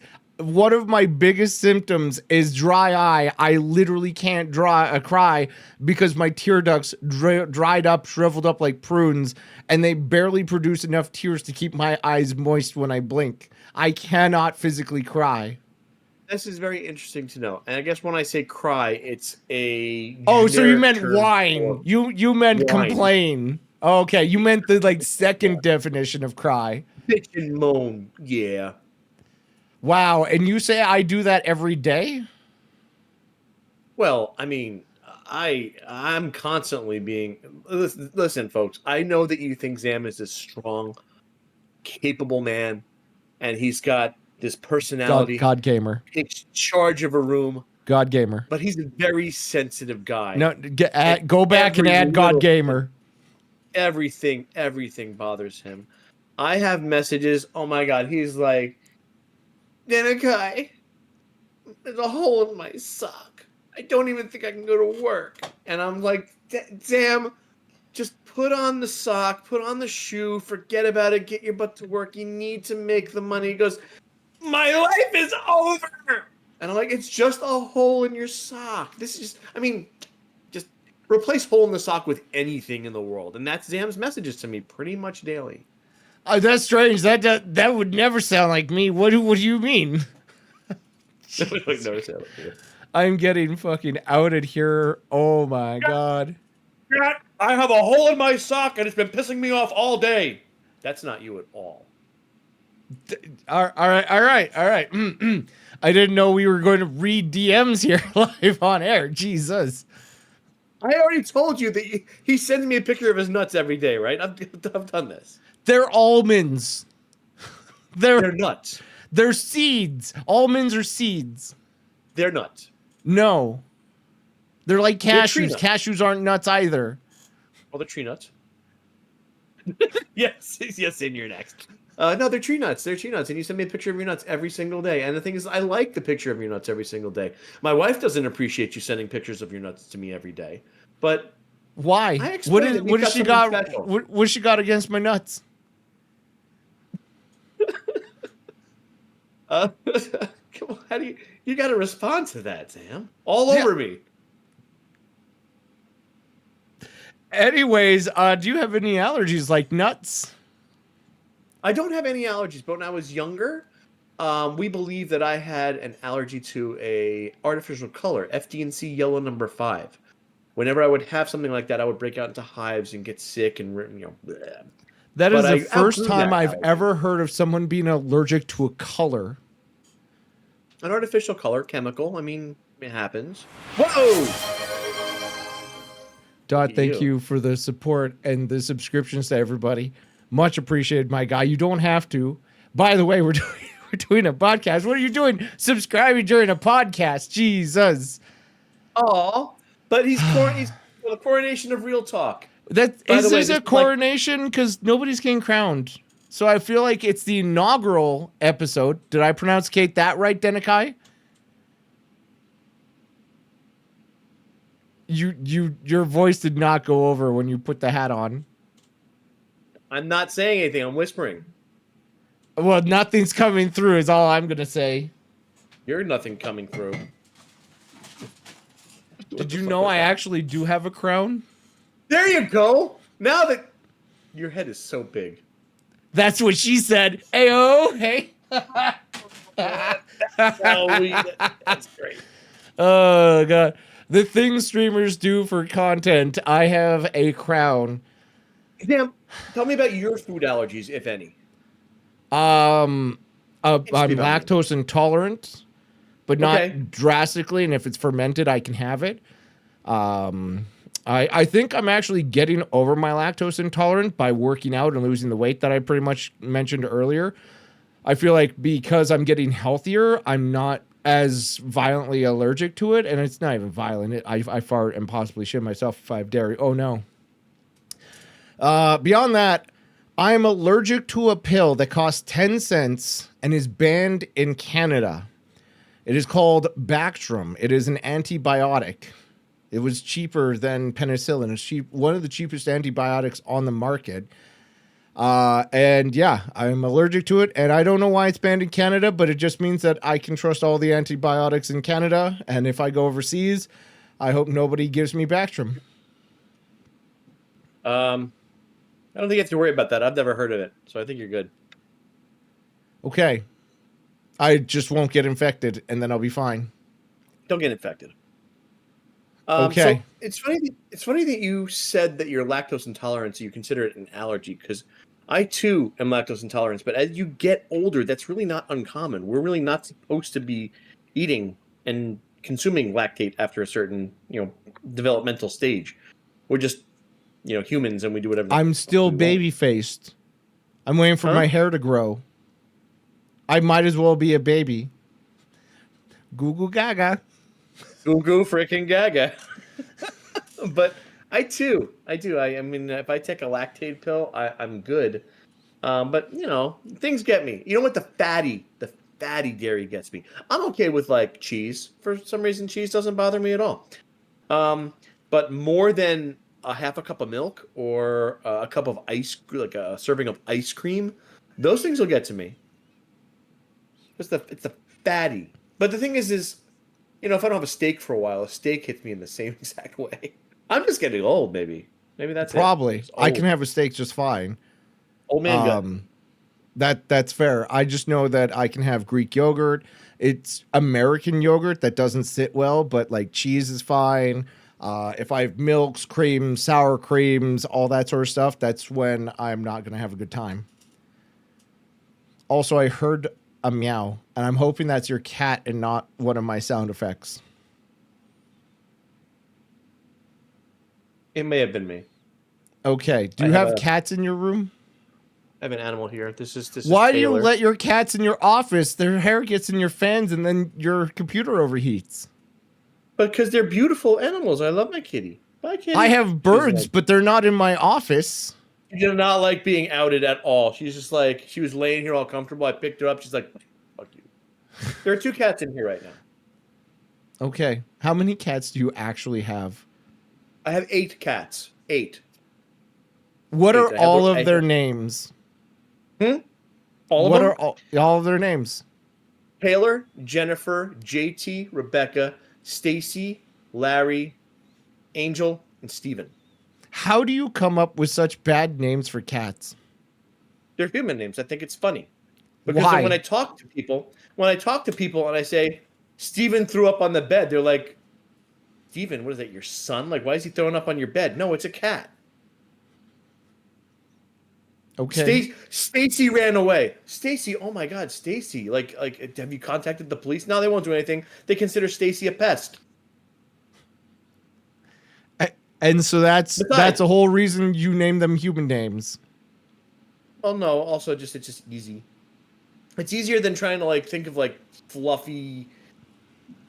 I can't even think of any bad pet names. Okay, It's all people. let me give you the name I would name a cat. Lieutenant it. Commander Meow Meow. All right, that's terrible. How is that terrible? First of all, you think Lieutenant Commander Meow Meow has earned that rank in any way, shape, or form? No, absolutely not. Not trained. Meow Meow, you think should be Lieutenant Commander? How many people does Lieutenant Commander Meow Meow command? Like, what command do they have? None. Why? Because it's just they're impersonating an officer, is what's happening. They command everybody in the house. No, that's just. Are you not a servant to your cats? I don't think so.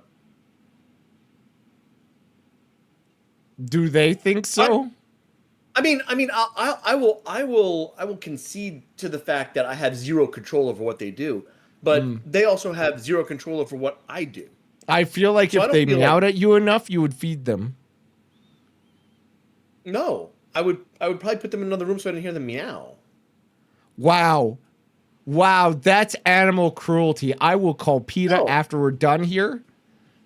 Yeah. So animal cruelty, that's like telling your child, no, you can't have the Snickers bar in line at the supermarket is cruelty. That's different. They can speak your language. They get fed every single day at an appropriate time. If they meow before that, I don't want to fucking hear it. Would you feed your kids kibble too? I mean, cereal, I guess kibble in a way. Yeah, you're actually right on that one. It pretty much is. So yeah, I mean, absolutely, I'd give my kids kibble, human kibble. That's fair. Why cats instead of like birds? Say again? Why do you have cats instead of birds? I've talked to you, and you told me how bad birds are. Don't get birds. They're terrible pets. I can confirm that. Do not get birds. That's the only reason, because I was actually considering having a lovebird enclosure out in my backyard. Because they actually live here in Phoenix. You can actually see lovebirds in the trees. Somebody let some out X number of years ago, blah, blah, blah. Now they're everywhere. It's like palm trees. At one time we didn't have palm trees, now we got palm trees. At one time we didn't have lovebirds, now we got freaking lovebirds. Chad's telling you should get a duck. I was going to get chickens, Dot. I was going to get chicken. Yes, and the thing is I'm still on the fence about getting chickens, because up until recently, we don't have an HOA here, and I don't know if you know what that is, Sam. That's a homeowners association. I know what those letters stand for. Nightmare. So yes. Luckily, we don't have one, and that's we very don't rare. have one in my community either. Yeah, but we do have what's called CC&Rs. Do not resuscitate. Covenants, something, and restrictions. Anyway, so it's like a set of agreements. It's a set of rules that you agree to when you purchase the house or live in the community. And they have certain things like no house in the community will be more than 1 story tall, so they're all ranches. But another thing in this list was you cannot keep chickens on your property. So I guess that's that, right? But then they passed a law recently where it says anybody can have up to 6 chickens, no hens. Up to 6 chickens on their property. So now I guess technically that law supersedes my CC&Rs for the house, so I can technically have them now.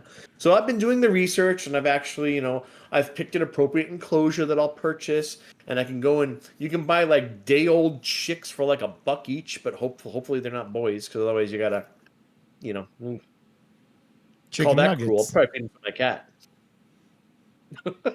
Feed the boys to the cats. I mean, terrible. then you don't need cat toys, right? Waka waka. Walk. That is my noise to let the internet know that I am joking, so I don't get canceled on Twitter. Oh, cancel me, please cancel me. Somebody cancel me.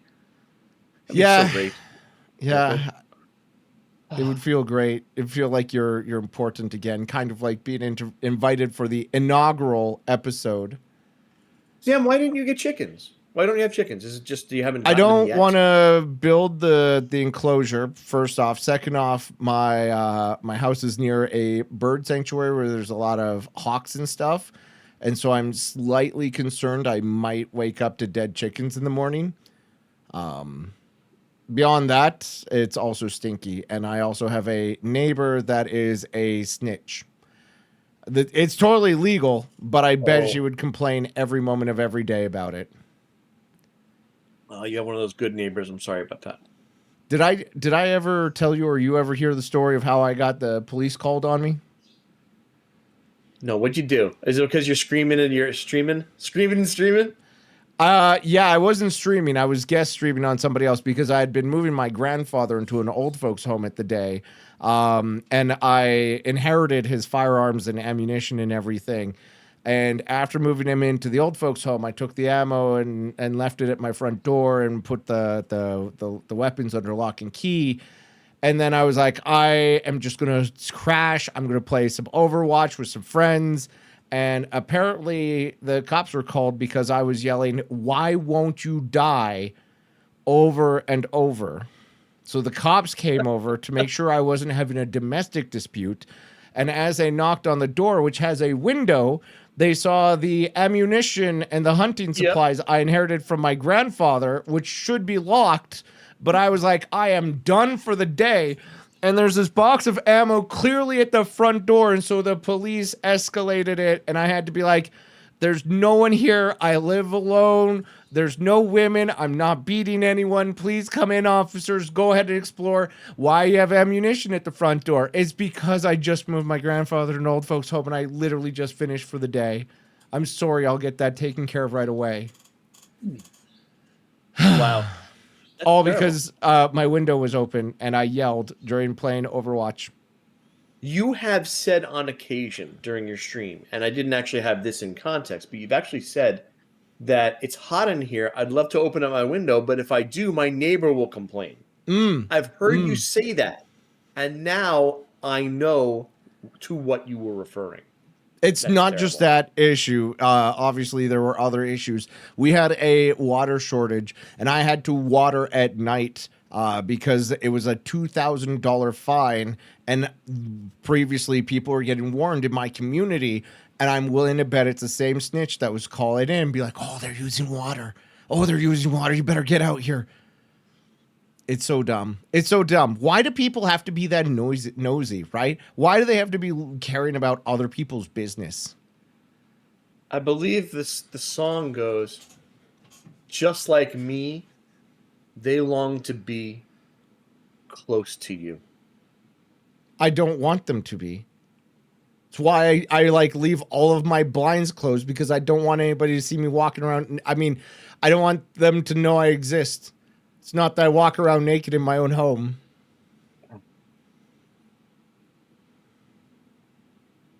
Uh-oh. Minimized you. I was looking for something and I minimized you. So, I'm sorry. Got off on a tangent. I feel like, I don't know. I want to be a better guest. Sam, what can I do to be a better guest? Tell me how to be a better guest. It's been wonderful. Unless you had something that you wanted to discuss, I feel like I've touched on most of my topics.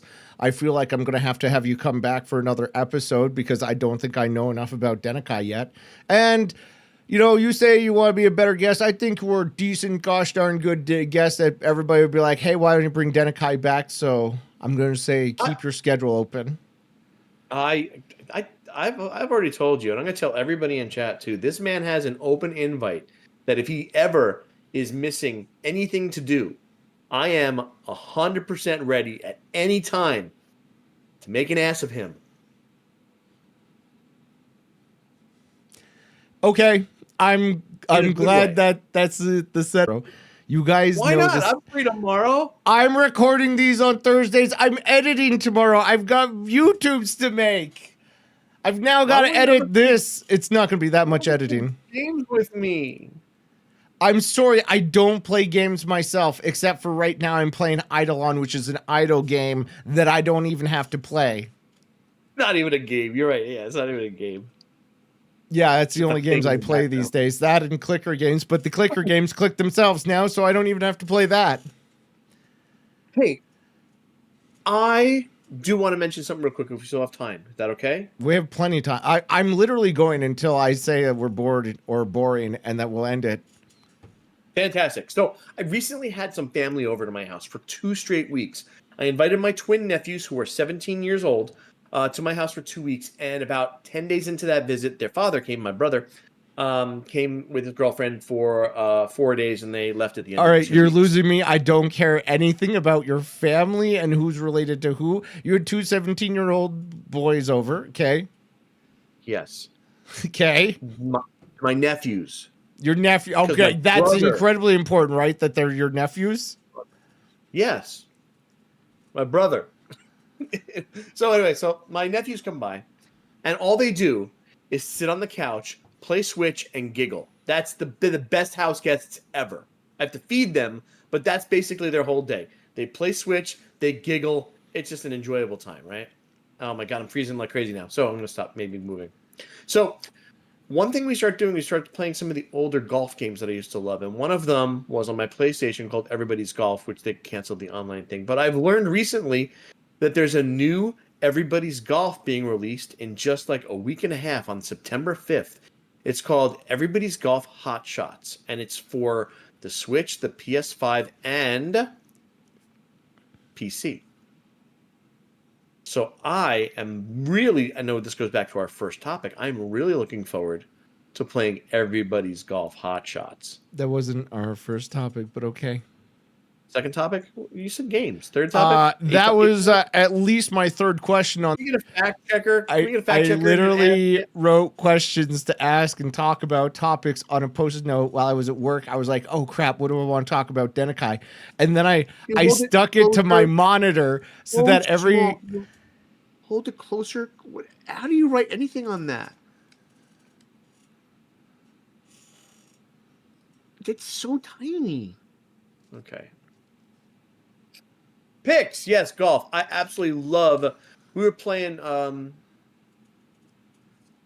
Why don't you play better golf games like golf with your friends? Golf with your friends is not really golf. It's like mini golf. I mean, granted, it has the club. Golf with your friends? No, the game that you said, Everybody's Golf. Yeah, it's like actual golf. Like you tee shot and select clubs and yeah, golf. Why? I love golf. I play it in real life. I absolutely love golf. It's the only sport that I actually enjoy, and I'm not good at it, but I still play it anyway. That's how much I enjoy it. Why? Why what? Why do you like golf so much? Why do I like golf so much? Yeah. I don't know. I've liked it ever since I was I guess the earliest time I can remember liking golf is I was playing a golf game on one of my older PCs. And again, I'm talking like 35 years ago. I was playing golf on a game. I forget what it was. But I really loved playing golf on the computer. And then I've gotten golf games over the years. And I kind of rekindled it when I got the PlayStation 2. Because they had Hot Shots Golf 3 and 4 on the PS2. And then for the PS3, it had Hot Shots Golf Out of Bounds, which is also pretty amazing. And then for PlayStation 4, they released, and this is the Clap Hands company, by the way. They're all the golf games. I don't like the really super realistic ones. I don't like the ones where you pick actual golfers. I like cartoony characters and real golf physics. call me nuts because I'm a gamer. So I've been playing these Hot Shots golfs since, I guess, PlayStation, right? I even had a version on my PSP, which I don't know. Does anybody still remember the PSP? I love my PSP. No, nobody remembers it. I know. I loved it. Absolutely loved it. But Everybody's Golf kind of was a little bit of a letdown. Like, I played the shit out of it. I didn't. So like, then why are you 100% excited for it to come back? Because it's the same reason that I wanted Dune to come out. You start as a character with nothing. You progress up the ranks. Your clubs get better. You can hit a little further. You get more courses unlocked. Different game modes get unlocked. And then, when you're at the end, Hot Shots Golf 4 and Hot Shots Golf Out of Bounds, when you actually reach the end, it was still enjoyable to play because the game was good. Everybody's Golf was just You just literally described a roguelike but golf, right? Well, no, because when I turn it off and I turn it back on, I'm not starting with 0 clubs or a club that gives me 5% bonus because I unlocked it 18 runs ago. It's not the same, Zam. I'm sorry. It's totally the same. I die, I come back, I have plus 5%. It's the difference of having a driver and a driver 2. It's your entire roguelite comparison to like the golf game, and yes, I said comparison. 95. The whole comparison that you're making here is that your roguelite is my experience, but in a very compressed time frame. Your roguelite can take place over like an hour, one gaming session, where my roguelite in the golf actually takes place over several months. The time of the game doesn't change the genre. Huh? The time of the game doesn't change the genre. If you play hockey in 15 minutes, even though it's a 60-minute game, it's still hockey. I might not understand where your argument's coming from. The unlocking of things, of progression over playthroughs, is literally the heart and soul of roguelikes. And when you're telling me that you get more clubs and more things for playing the game and you get better at it, it's literally a roguelike. You get progression for playing the game. You just don't die, you beat the game or get a new high score. So World of Warcraft is a roguelite because you complete a quest and get a piece of gear that was better than the piece of gear you had that's previously. a role-playing game because it's got leveling and talent trees and skills. Funny, because you also can increase your stats in the golf game, whether it be power or accuracy or... So is golf now an RPG? An ARPG, maybe. SRPG? Sports RPG? Possibly. Did we just create a new genre? I really hope it doesn't come down to this, because could you imagine an RPG of sports characters all of a sudden? But they do have management games of sports games. I could easily see an RPG of a sports game. Well, there you go. That's our $1 million idea for the day. And we'll go to absolutely zero places. Somebody will have to make it, because I'm not a programmer, and you kind of gave up on your game. I need more motivation and budget, because How do you get motivation? Well, I mean, I was really motivated when I don't know, anybody in chat, I actually tried my hand in game development. I got good at Godot, I taught myself Python, and I began writing a game. And I didn't think I did too badly for my first and second attempt. My first attempt was kind of like an RPG, really overzealous. Yeah, I just I love that word when I use it right, but I'm with you. Oh, it's so great. That's my word. I tried. How dare you use the Z word? The Z word. I really just, instead of like trying my like tic-tac-toe first, which I didn't. I never do a project like that. I was all about a procedural dungeon RPG with story, and I just was all out. And I made a lot of progress, and then I realized that I need a lot of art, and I need a lot of time, and there was absolutely no way I could finish this game. And then the second one I did was was way easier. I bought all the assets, and it was basically like just a 2D scrolling shooter with a awesome rock. With an awesome rock soundtrack, and again, I stopped that because Dune came out. I knew that once Dune came out, I was going to stop programming and I was going to start playing a game, and I just haven't picked it up again. Are you still playing Dune? I thought you No, said I'm you were not. going to go back when they update it. I also said I was going to go back to streaming once my internet got hooked up. Yeah, but you still have bad Not- internet.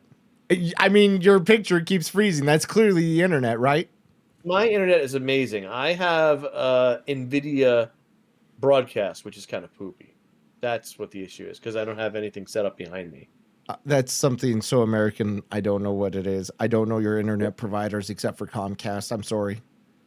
My internet is fiber, and in this room, because I'm hardwired, I get 980 up and down in this room. Is that good? Zam, it's a number that a streamer should know. So is that good? Should I know if it's good? Was that a Can cat somebody tail in you chat just waved please at me? tell Zam if 980 megabits up and down fairly consistently Why is good? is it megabits and not gigabits? Well, I guess, okay, I can put it in gigabits for you. 0.98 gigabits. Yeah, okay. Story checks out. Math checks out. All right. 0.98 gigabits. Somebody's asking if you have Astound or MediaCom. I'm a CenturyLink right now. I'm a small business CenturyLink customer. I pay $75 a month with We no have limits. CenturyLink up here. It's a really small Cen- provider. I forget who CenturyLink's parent company is, but yeah, we have Cox and we've got Cox and CenturyLink. I knew that was going to make you giggle. It makes me giggle. And Cox is the copper, and CenturyLink is the fiber. And I had the copper when I first moved here because I transferred my account over, but this house is just not wired well. They tried fixing the connection from the street to the house, didn't work. Tried to get somebody to come in the house and rerun cables in the house, but for some reason that had to be done by an actual certified Cox technician and not one of their third-party providers, and they never sent an actual good technician. So, are you laughing every time I say Cox? No, I'm just thinking of a Cox technician, and I can only think about certain girls that have sites that I can't name, or this will get horribly censored off YouTube. But I want to call them Cox technicians in the future. A Cox tech, if you would. Christina gets it. Yeah, Christina gets it. Yeah. I think, is it Xfinity? No, I don't think it's Xfinity. But yeah, no, 800-ish, 72 a month, that's perfect. That's great. That's status quo for out here. If you pay the same amount for shit, then I definitely recommend you go elsewhere. But yeah. Okay. Apache Junction, yeah. I do have dumb out there. questions for you. Go for it. Videos keep on moving my thing to get me in the center. If I were to actually actually visit your guest room, what would we do in Arizona? What is there to do for fun? Well, it depends on the time of the year you come. If you come anytime between June and October, we hide in the house and play video games. If you come outside of those dates, there's hiking, there's day trips to mining towns that are really beautiful and fun to go to. Are there any ghost towns that are haunted and stuff? Yeah. We've got stuff Goldfield is kind of like a mock ghosty town. Jerome is supposed to be is a mining town that's supposed to be haunted, has some haunted type things. As a matter of fact, in a city called Jerome, which is close to here, which is like a mining town up on a mountain, there's a hotel called the Jerome Grand Hotel, which used to be a hospital which housed there was an insane asylum there, and the restaurant's actually called the Asylum. So it's supposed to be haunted. Me and my wife stayed there for once for her birthday. No hauntings, so a little bit disappointed. Okay. Do you believe in Gwen ghosts? has a question. Gwen has a question. I would like you to read Gwen's question out loud. This is important. This is really important. Are you sure? I read the question. I didn't read it out loud. I read the question too. I'm ready to answer the question. All right. This just in. Gwenaran asked, "What would you do in the guest room?" Is a real question. Denakhai, why don't you go first? Now, what's the scenario? Zam and myself in the guest room at the same time? Is my wife home? Are the lights out? Let's explore. I don't like these situations you're cooking up. I mean, if the lights are on and my wife is home, we're probably just having a conversation. However, I feel like I'm going to have to take Pix's Google search advice here, which was what to do in your state was to keep driving. Drive through. I don't think a Google search actually told you to do that. The AI That's a probably crazy did. Reddit hater. So Cuddle puddle. That's hilarious. So you would want to take me to mining sites or hide indoors. Is that correct? Yeah, I might actually drag your ass out onto an actual golf course, which is 1.5 miles from here. You know, people think that I don't actually golf, but I do. I'm not very good at it, but I golf. Great. Can you imagine actual footage of you and me golfing poorly? That would be freaking amazing. No, I don't think it would be. I think it'd be great. No. I've watched people golf poorly. It's not entertaining. What do you mean? Well, the thing is they've never heard you complain about a poor shot you just hit. And listening to the Zam commentary, oh my god. All right. You're starting that way. That's not the way I hit you. You're starting to turn me on this. I'm starting to get in. I think it'd be great. We could do predictions as to who would get the better score. That would be good. I hate that this sounds so good. I love it. So, November? I don't know. I'm waiting for my employer to send me out there. Hopefully that'll be soon. I know. It was supposed to when be that in happens- January, but now it's August. Yeah. I will turn my house into Big Brother house so your shit channel can be live 24 hours a day while you're here. It'd be amazing. Why would I want everybody to see what we're going to do in your guest room, whether your wife is there or not? It's not just the guest room, it's every room of the house, Zam. Why would we want cameras everywhere, including the bathroom? Well, there's no. I said Big Brother. They don't have cameras in the bathroom in Big Yes, Brother. they do. They're pointed to the sinks in the mirror. Oh, I mean, yeah. I mean, I could do that. I kind of want to see what your daily hygiene regimen is. Do you shave your head every day? No. I shave it every 2 or 3 days. Otherwise, you get rug burn, razor burn. If we had a camera in the bathroom, we would know this. This is good stuff. Why? I think it's great.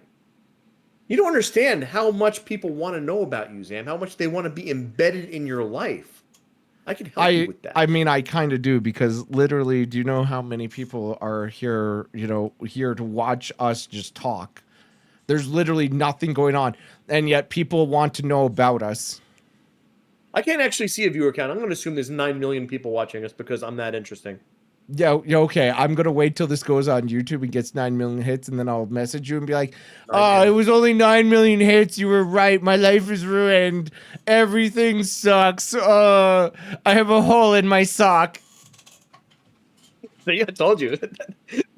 It's not easy being me, having to placate you daily. All right, so full exposure there. It's not just you. Usually when I message you about the holes in my socks, it's going to like 6 other people. That's a little disappointing. I'm just saying that I might complain a lot to a lot of people to get a lot more sympathy. And my life is so boring that I just want people to know that I have a hole in my sock, and that's the most exciting thing in my life at the moment. It does not surprise me. It should surprise me, but it doesn't surprise me.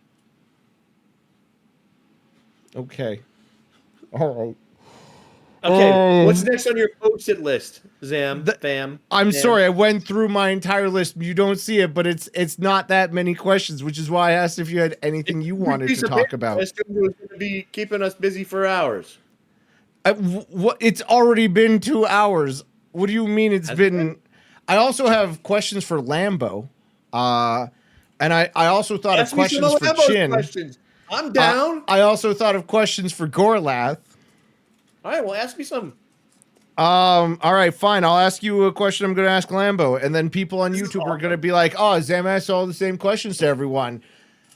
Denakhai, Yes. I already bet I know the answer. What was the worst thing you put on your stream? Like, what was the worst thing you put into it? Like a reward, a game, a setting in OBS. What was the worst part of your stream? Wow. The worst thing I ever put into my stream, and it was on my stream for exactly 3 minutes, was that replay thing where people can type a command and they could do a replay of what just happened, and it would show up like in the corner, and it would just show like the last 30 seconds, and it was, it's the thing. I didn't put a timer on it, or I did put a timer on it, but the VIPs, of course, are immune to all these things, right? And my VIPs are my biggest trolls. So while I'm trying to set this up, they're continually doing it, and it's on this crazy loop. And it's actually one of my funniest clips. It's just me complaining that they're not giving it a chance to reset, that it's not working right, that I need a chance to fix it. But they're also doing things to like put things on my face, and my eyes are candy, and it was a miserable 3 minutes. I was like, you guys are just freaking done. That sounds like a Promycin thing. Absolutely a fucking Promycin thing. And it was the worst thing I had ever done on my stream. I thought it was going to be amazing. I thought, you know what, this is going to be great. People have instant feedback for the good and the funny things, the bad things I do too. That's great. I want all of this. And they ruined it in 3 damn minutes. See, That's okay, that was different. I thought you were going to say it was going to be the safety first redeem. No, I loved safety first. I thought that was an amazing idea. And the thing is I really like I invested a lot in that. Like I got the hat, I got the label for the hat. I bought special gloves that looked like work gloves, but they were still enough that I can actually hit keys individually. The safety glasses, they didn't really impede too much. And I made like some really great graphics for it. I was excited when safety first was redeemed. Of course, I have to put on my, oh, you are team safety first. The world is over. But I loved it. I loved it because people really enjoyed redeeming that. That was my best. That's one of my best, actually. Okay. Wow. I was horribly wrong. What I thought was the worst was apparently the best. Yeah. That's how much I talk. This is great. This is great. You know what? I'm glad. You should ask every streamer this question because I would genuinely want to hear the response from everybody to see, because I can relate to it, and a lot of folks, a lot of streamers who are watching you can also relate to it. So let's do that. Ask everybody. What else you got for me? Then I feel like I'm just going to be reciting the same questions over and over to everybody, and everybody's going to give the same-ish answers, and people are going to get bored. This is why I come up with topics and not just specific questions. Plus, I don't want this to be an interrogation of Denakhai. I wanted to foster a conversation between us, not a, Denakhai, what's your favorite color? I don't know if it's raining in my house. I heard thunder just now, though. He read chat. Oh my god, he read chat. YouTube, please. There's messages that show up above his head. One was, is it raining at your house? He did not answer my question. He answered chat instead, and now I'm offended. What is your favorite color, you son of a bitch?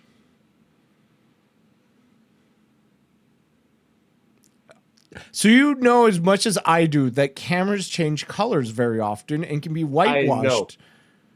So my favorite color has changed throughout the years. When I was younger, it was green.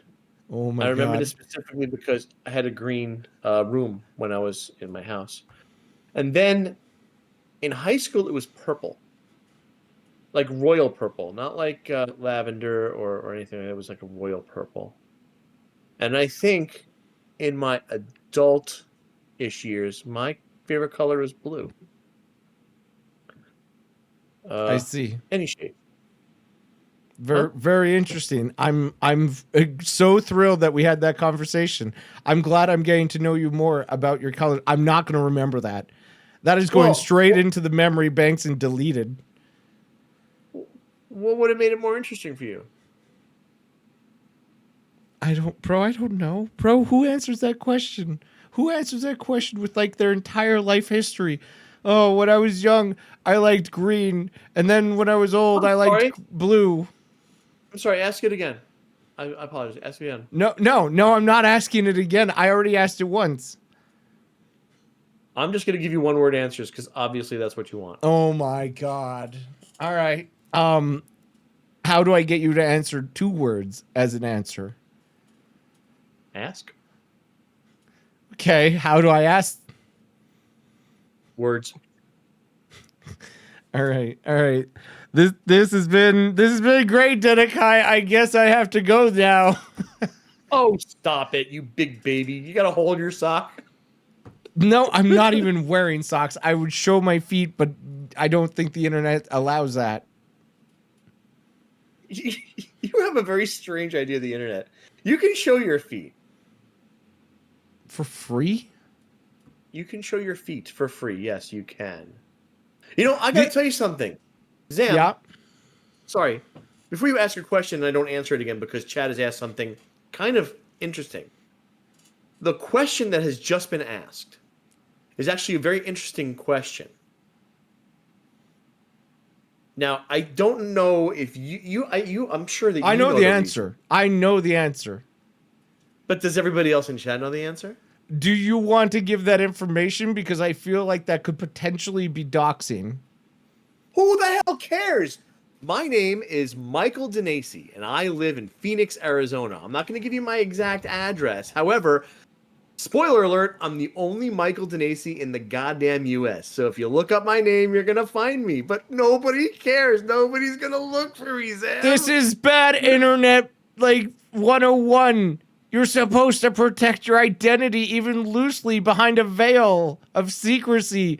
Otherwise, people will cancel you. What? What are they going to cancel me from my living room? I don't do anything online. They're going to get your 9 cats taken away for animal abuse of picking them up on stream. No, I'm allowed to have them. I actually feed more than are outside. Is that legal? What do I care?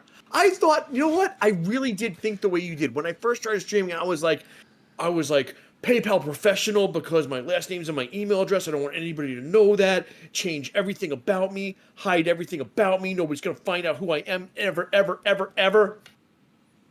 Find out everybody's real name. It costs $5 in a web search. It's so easy. Even right now, you have an account, or actually you answered a tax, what is it called? The tax interview with Twitch. That information's out there. Anybody can find that anybody. It's a thin veil. You're not supposed to acknowledge it. Hello? I don't care. Anyways, continue story of why you're called Denakhai.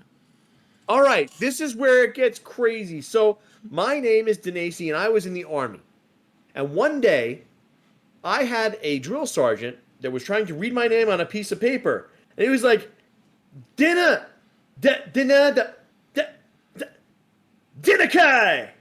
And I was like, here?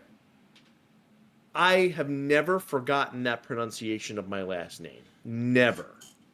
So I thought that was kind of cool. And so I kind of forced the pronunciation using the K and the H and the A and the I. And I was using it as an online gaming handle for like forever, right? That was my name in every online game because nobody had it. And it was just, it was easy. But it actually is a mispronunciation of my actual real name by a drill sergeant who was a freaking idiot. There's the story of Denakhai. And now you all know to call him Mike. You can call me Mike. Big Zamathy. Mike. Big Zamathy. All right. Fair enough. Did you not have anything to ask or talk about for me or anything? You just came in here and expected me to carry the conversation of everything? No, I do have things to ask about you, Zam. Okay. I don't have a piece of paper though. I hope that's okay. No, that's fine. You're not the host. I don't know if you knew that. Okay. No, I'm not the host. No, I know. I get that. Lightning. So I want to know a couple things. Zam, what caused you to get into streaming in the first place? Now these are a couple things I know. At about the time you started streaming, you were very, very heavily into competitive gaming. You have said many times that you were you're really good at StarCraft, right? That was one of your jams, right? That wasn't part of StarCraft? streaming though, but kind of that was how I found out about Twitch, was through MLG, Major League Gaming. They had a Twitch account that you could subscribe to and get all sorts of behind the scenes kind of stuff, and that was awesome. And you could watch all the StarCraft. You didn't have to wonder when StarCraft was going to be live. But I haven't really done competitive gaming since I was 17, playing StarCraft and Counter-Strike. And that was because I got forearm tendonitis from playing video games like 16 hours a day. And I was only semi-pro. Like I got a brand new computer, like a Voodoo 3, the top of the line video card at the time. I won all sorts of stuff with it. But after getting forearm tendonitis, I was like, I can't make this a full-time career because obviously I don't want to keep playing through the pain. So I went to school. I got schooling. I still followed the competitive scene for StarCraft because I happen to enjoy a couple of the personalities there. But when it came to Twitch, there's two main reasons I got into streaming. The first was the fact that I was playing competitively in Civilization 6. One of my friends was hosting the Turns of War with Civilization 6, and I won the first season of it. And as part of that, what do you want to call it? The production of it, we wanted to increase the production value. So I got a microphone that wasn't a Walmart microphone. I got a webcam. I got better internet. I got pretty much everything I needed to stream because I was streaming to the host computer. So I had pretty much all of the equipment. And there was a streamer who used to go by the name Black Pyre. I think he's Empire. I don't know what his name is now. But he had birds, and I have birds. And I enjoyed him as a streamer, and I asked him to make a dabbing emote, a bird dabbing emote. And he specifically said, dabbing is not cool. I'm never going to make a dabbing emote. If you want a dabbing emote, just start, get affiliate, make your own emotes, and then you can have your own bird dabbing emote. And I said, bet, and he said, bet. And so I started streaming. I got affiliate right away because I was very known on Twitch since I've been on the platform since 2011. Got affiliate right away, made a bird dabbing emote, and he wasn't impressed. And then I had enough people watching me all the time that I am audience captured, and I don't want to quit streaming because I have so many people that I feel like I would disappoint. So how I got into Twitch was competitive gaming combined with wanting an emote. It was all an emote. How did it happen? Can I ask like a follow-up? Go ahead. I guess describe competitive Civ 6. So every week we would do a new map, new races, I guess civilizations, whatever you call them. And so we would play. And we would do things like score victory, domination victory, whatever. We would play 2v2s and stuff. And we'd keep track of the points of who won of that week. And we did it for, I think it was like 10, 12 weeks. And I came out with like 5 points ahead of the next person, purely by points.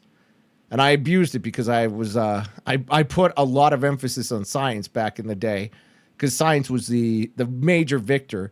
They gave you so many points because you could then build better buildings. You could build better military units, and that changes your score. It also helps you protect yourself. It's a good time. I enjoyed it.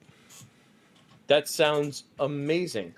What type of, I guess, where would you classify yourself as a competitive Civ 6 streamer? I would say I'm below average. They have a players league that was so hardcore. I would not even be close to their level, I don't believe. Especially seeing as I have not played Civilization 6 since then, and I'm 3 DLCs behind. Yeah, not now. Tell me where you were. When you were at your peak, where would you have placed yourself on the list? Would you have been in the Civ 6? top 10, top 5? Yeah. Like, did you win any major competitions that if I like Google They right didn't now, have any like, major competitions. Was your name always Zilla Zam when you were competitive gaming? Yes, but not StarCraft. Okay, so I would have found Zilla Zam as a competitive Civ 6 player. Yes, but there was no real competitive scene aside from the player developed one and the Turns of War show that was going on. I believe there's 2 now. I'm not sure. That's great. So let me ask you a question. Would you consider any more competitive gaming now? No, hard no. I've realized as I've been aging, especially I want to say the last 5 years, my reaction speed has tanked so hard. I was playing a first-person shooter. It was Fortnite. Actually, I guess it's a third-person shooter. And my reaction speed was damn near embarrassing. I would not want to play a competitive game again. No, I don't blame you. I mean, there's definitely a level of commitment that would take away from all the people that you would disappoint if you stopped streaming. I would be one of them. I wouldn't stop streaming if I was going competitive. I'd still stream my practices and stuff. Well, that's good, because I would be very sad if you stopped streaming. I never actually looked at it this way, Zam. When I quit, I didn't actually think about the impact that I would have on other people because I was small potatoes. You are slightly larger potatoes, significantly larger potatoes, and I'm just wondering. Yeah, I didn't think about how it would affect people if I stopped, but if you stopped, I might be heartbroken. I know a lot of people that are that way, but I don't necessarily think about them being heartbroken. I just simply think that I don't want to disappoint people. One of the things that you want to do as a streamer, at least I feel like any good streamer, thinks that they want to entertain people, not to become famous, but they want to make people's lives better. Whether it's by telling a bad joke and getting canceled, maybe it's by being a little bit edgy and telling somebody your mom joke and maybe their mom has died recently and so you feel like you put your foot in your mouth. But you know, you're trying to make people's lives a little bit better. And I feel like if I were to quit, I would do the opposite of that. And it's kind of like the Hippocratic oath where you're trying to do no harm. And I feel like there's reasons to quit and there's times to quit, but I don't think I'm there yet. I don't think I'm anywhere near quitting potential, especially with how much money I sunk into this. I got that sunk cost fallacy going on. I will not be quitting anytime soon. I am pleased to hear you say that. All right, everyone, that was our guest, Zilla Zam. If you have any questions for him, please go ahead and drop it into chat. If you want Denakhai to come back for another episode, drop it in the comments on the YouTube. Tell me in the chat, hey, what are you going to get Denakhai back on? I'm sure he would love to come back on for another episode. I would, but I would insist that you use a Post-it note that's at least 3 times bigger than that Post-it note. I'm going to need some questions. I get distracted easily. Do you know how many Post-it notes I have of different questions? This is how I run my stream, Denakhai.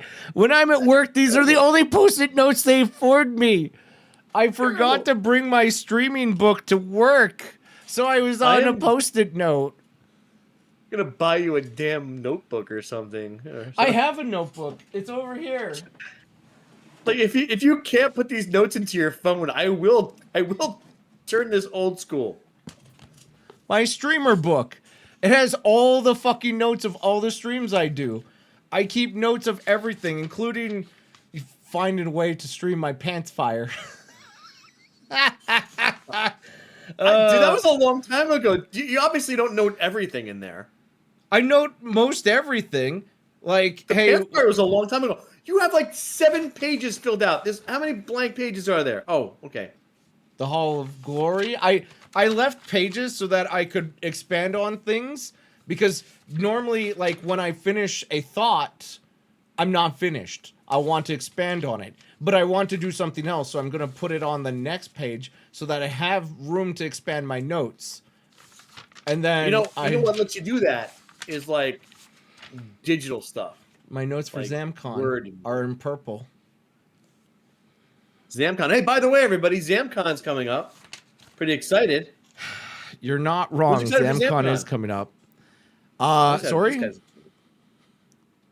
Huh? I missed what your question was. I said, who's excited for ZamCon, hoping that people would like shower you with love. Oh, I and don't need that. affection. I don't handle love appropriately. I don't know if you knew that. I handle hate effectively. But love is like unnatural because I never get it. You know what I mean? So I don't have a natural like script to follow to handle love. You know, when my wife was in here giving you love, verbal love, let's just clarify that. Giving you the verbal loves, you did turn bright red. It's same color as your shirt. I'm naturally red. I have high blood pressure and the lights are red and I'm wearing a red. You know lights turn faces red. You were unnaturally red. So I can tell right away that words of affirmation are not your love language. You do not like that at all. So what is your love language, Zam? Well, to be very frank, my love buckets are all empty, so literally anything would fill up said buckets. I think you're a time spent kind of guy, to be honest. I think you're a time That's spent. how I speak, but not how I receive, I feel. I definitely do not like physical touch either. I feel like I don't like any love language. So you're not a gifts, you're not an acts of service. You might be an acts of service guy. I'm not an acts of service. That is far from it. Why would I want somebody else to do something that I can do better?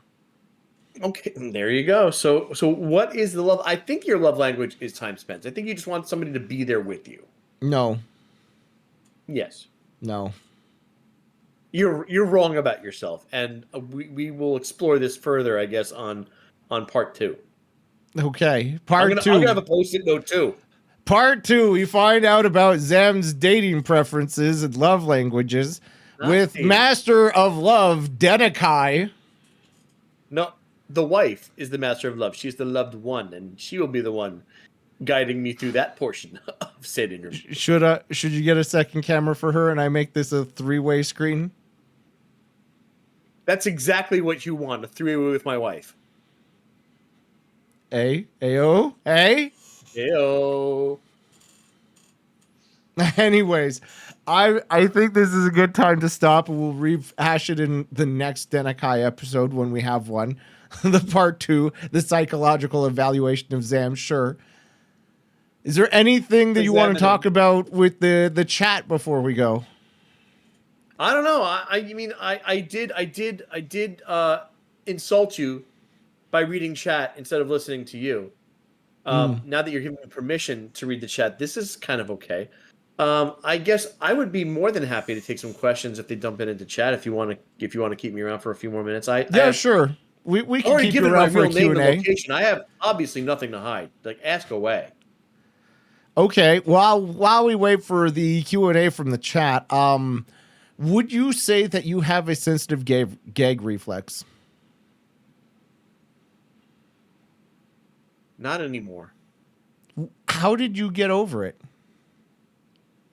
Well, it wasn't the way you were thinking.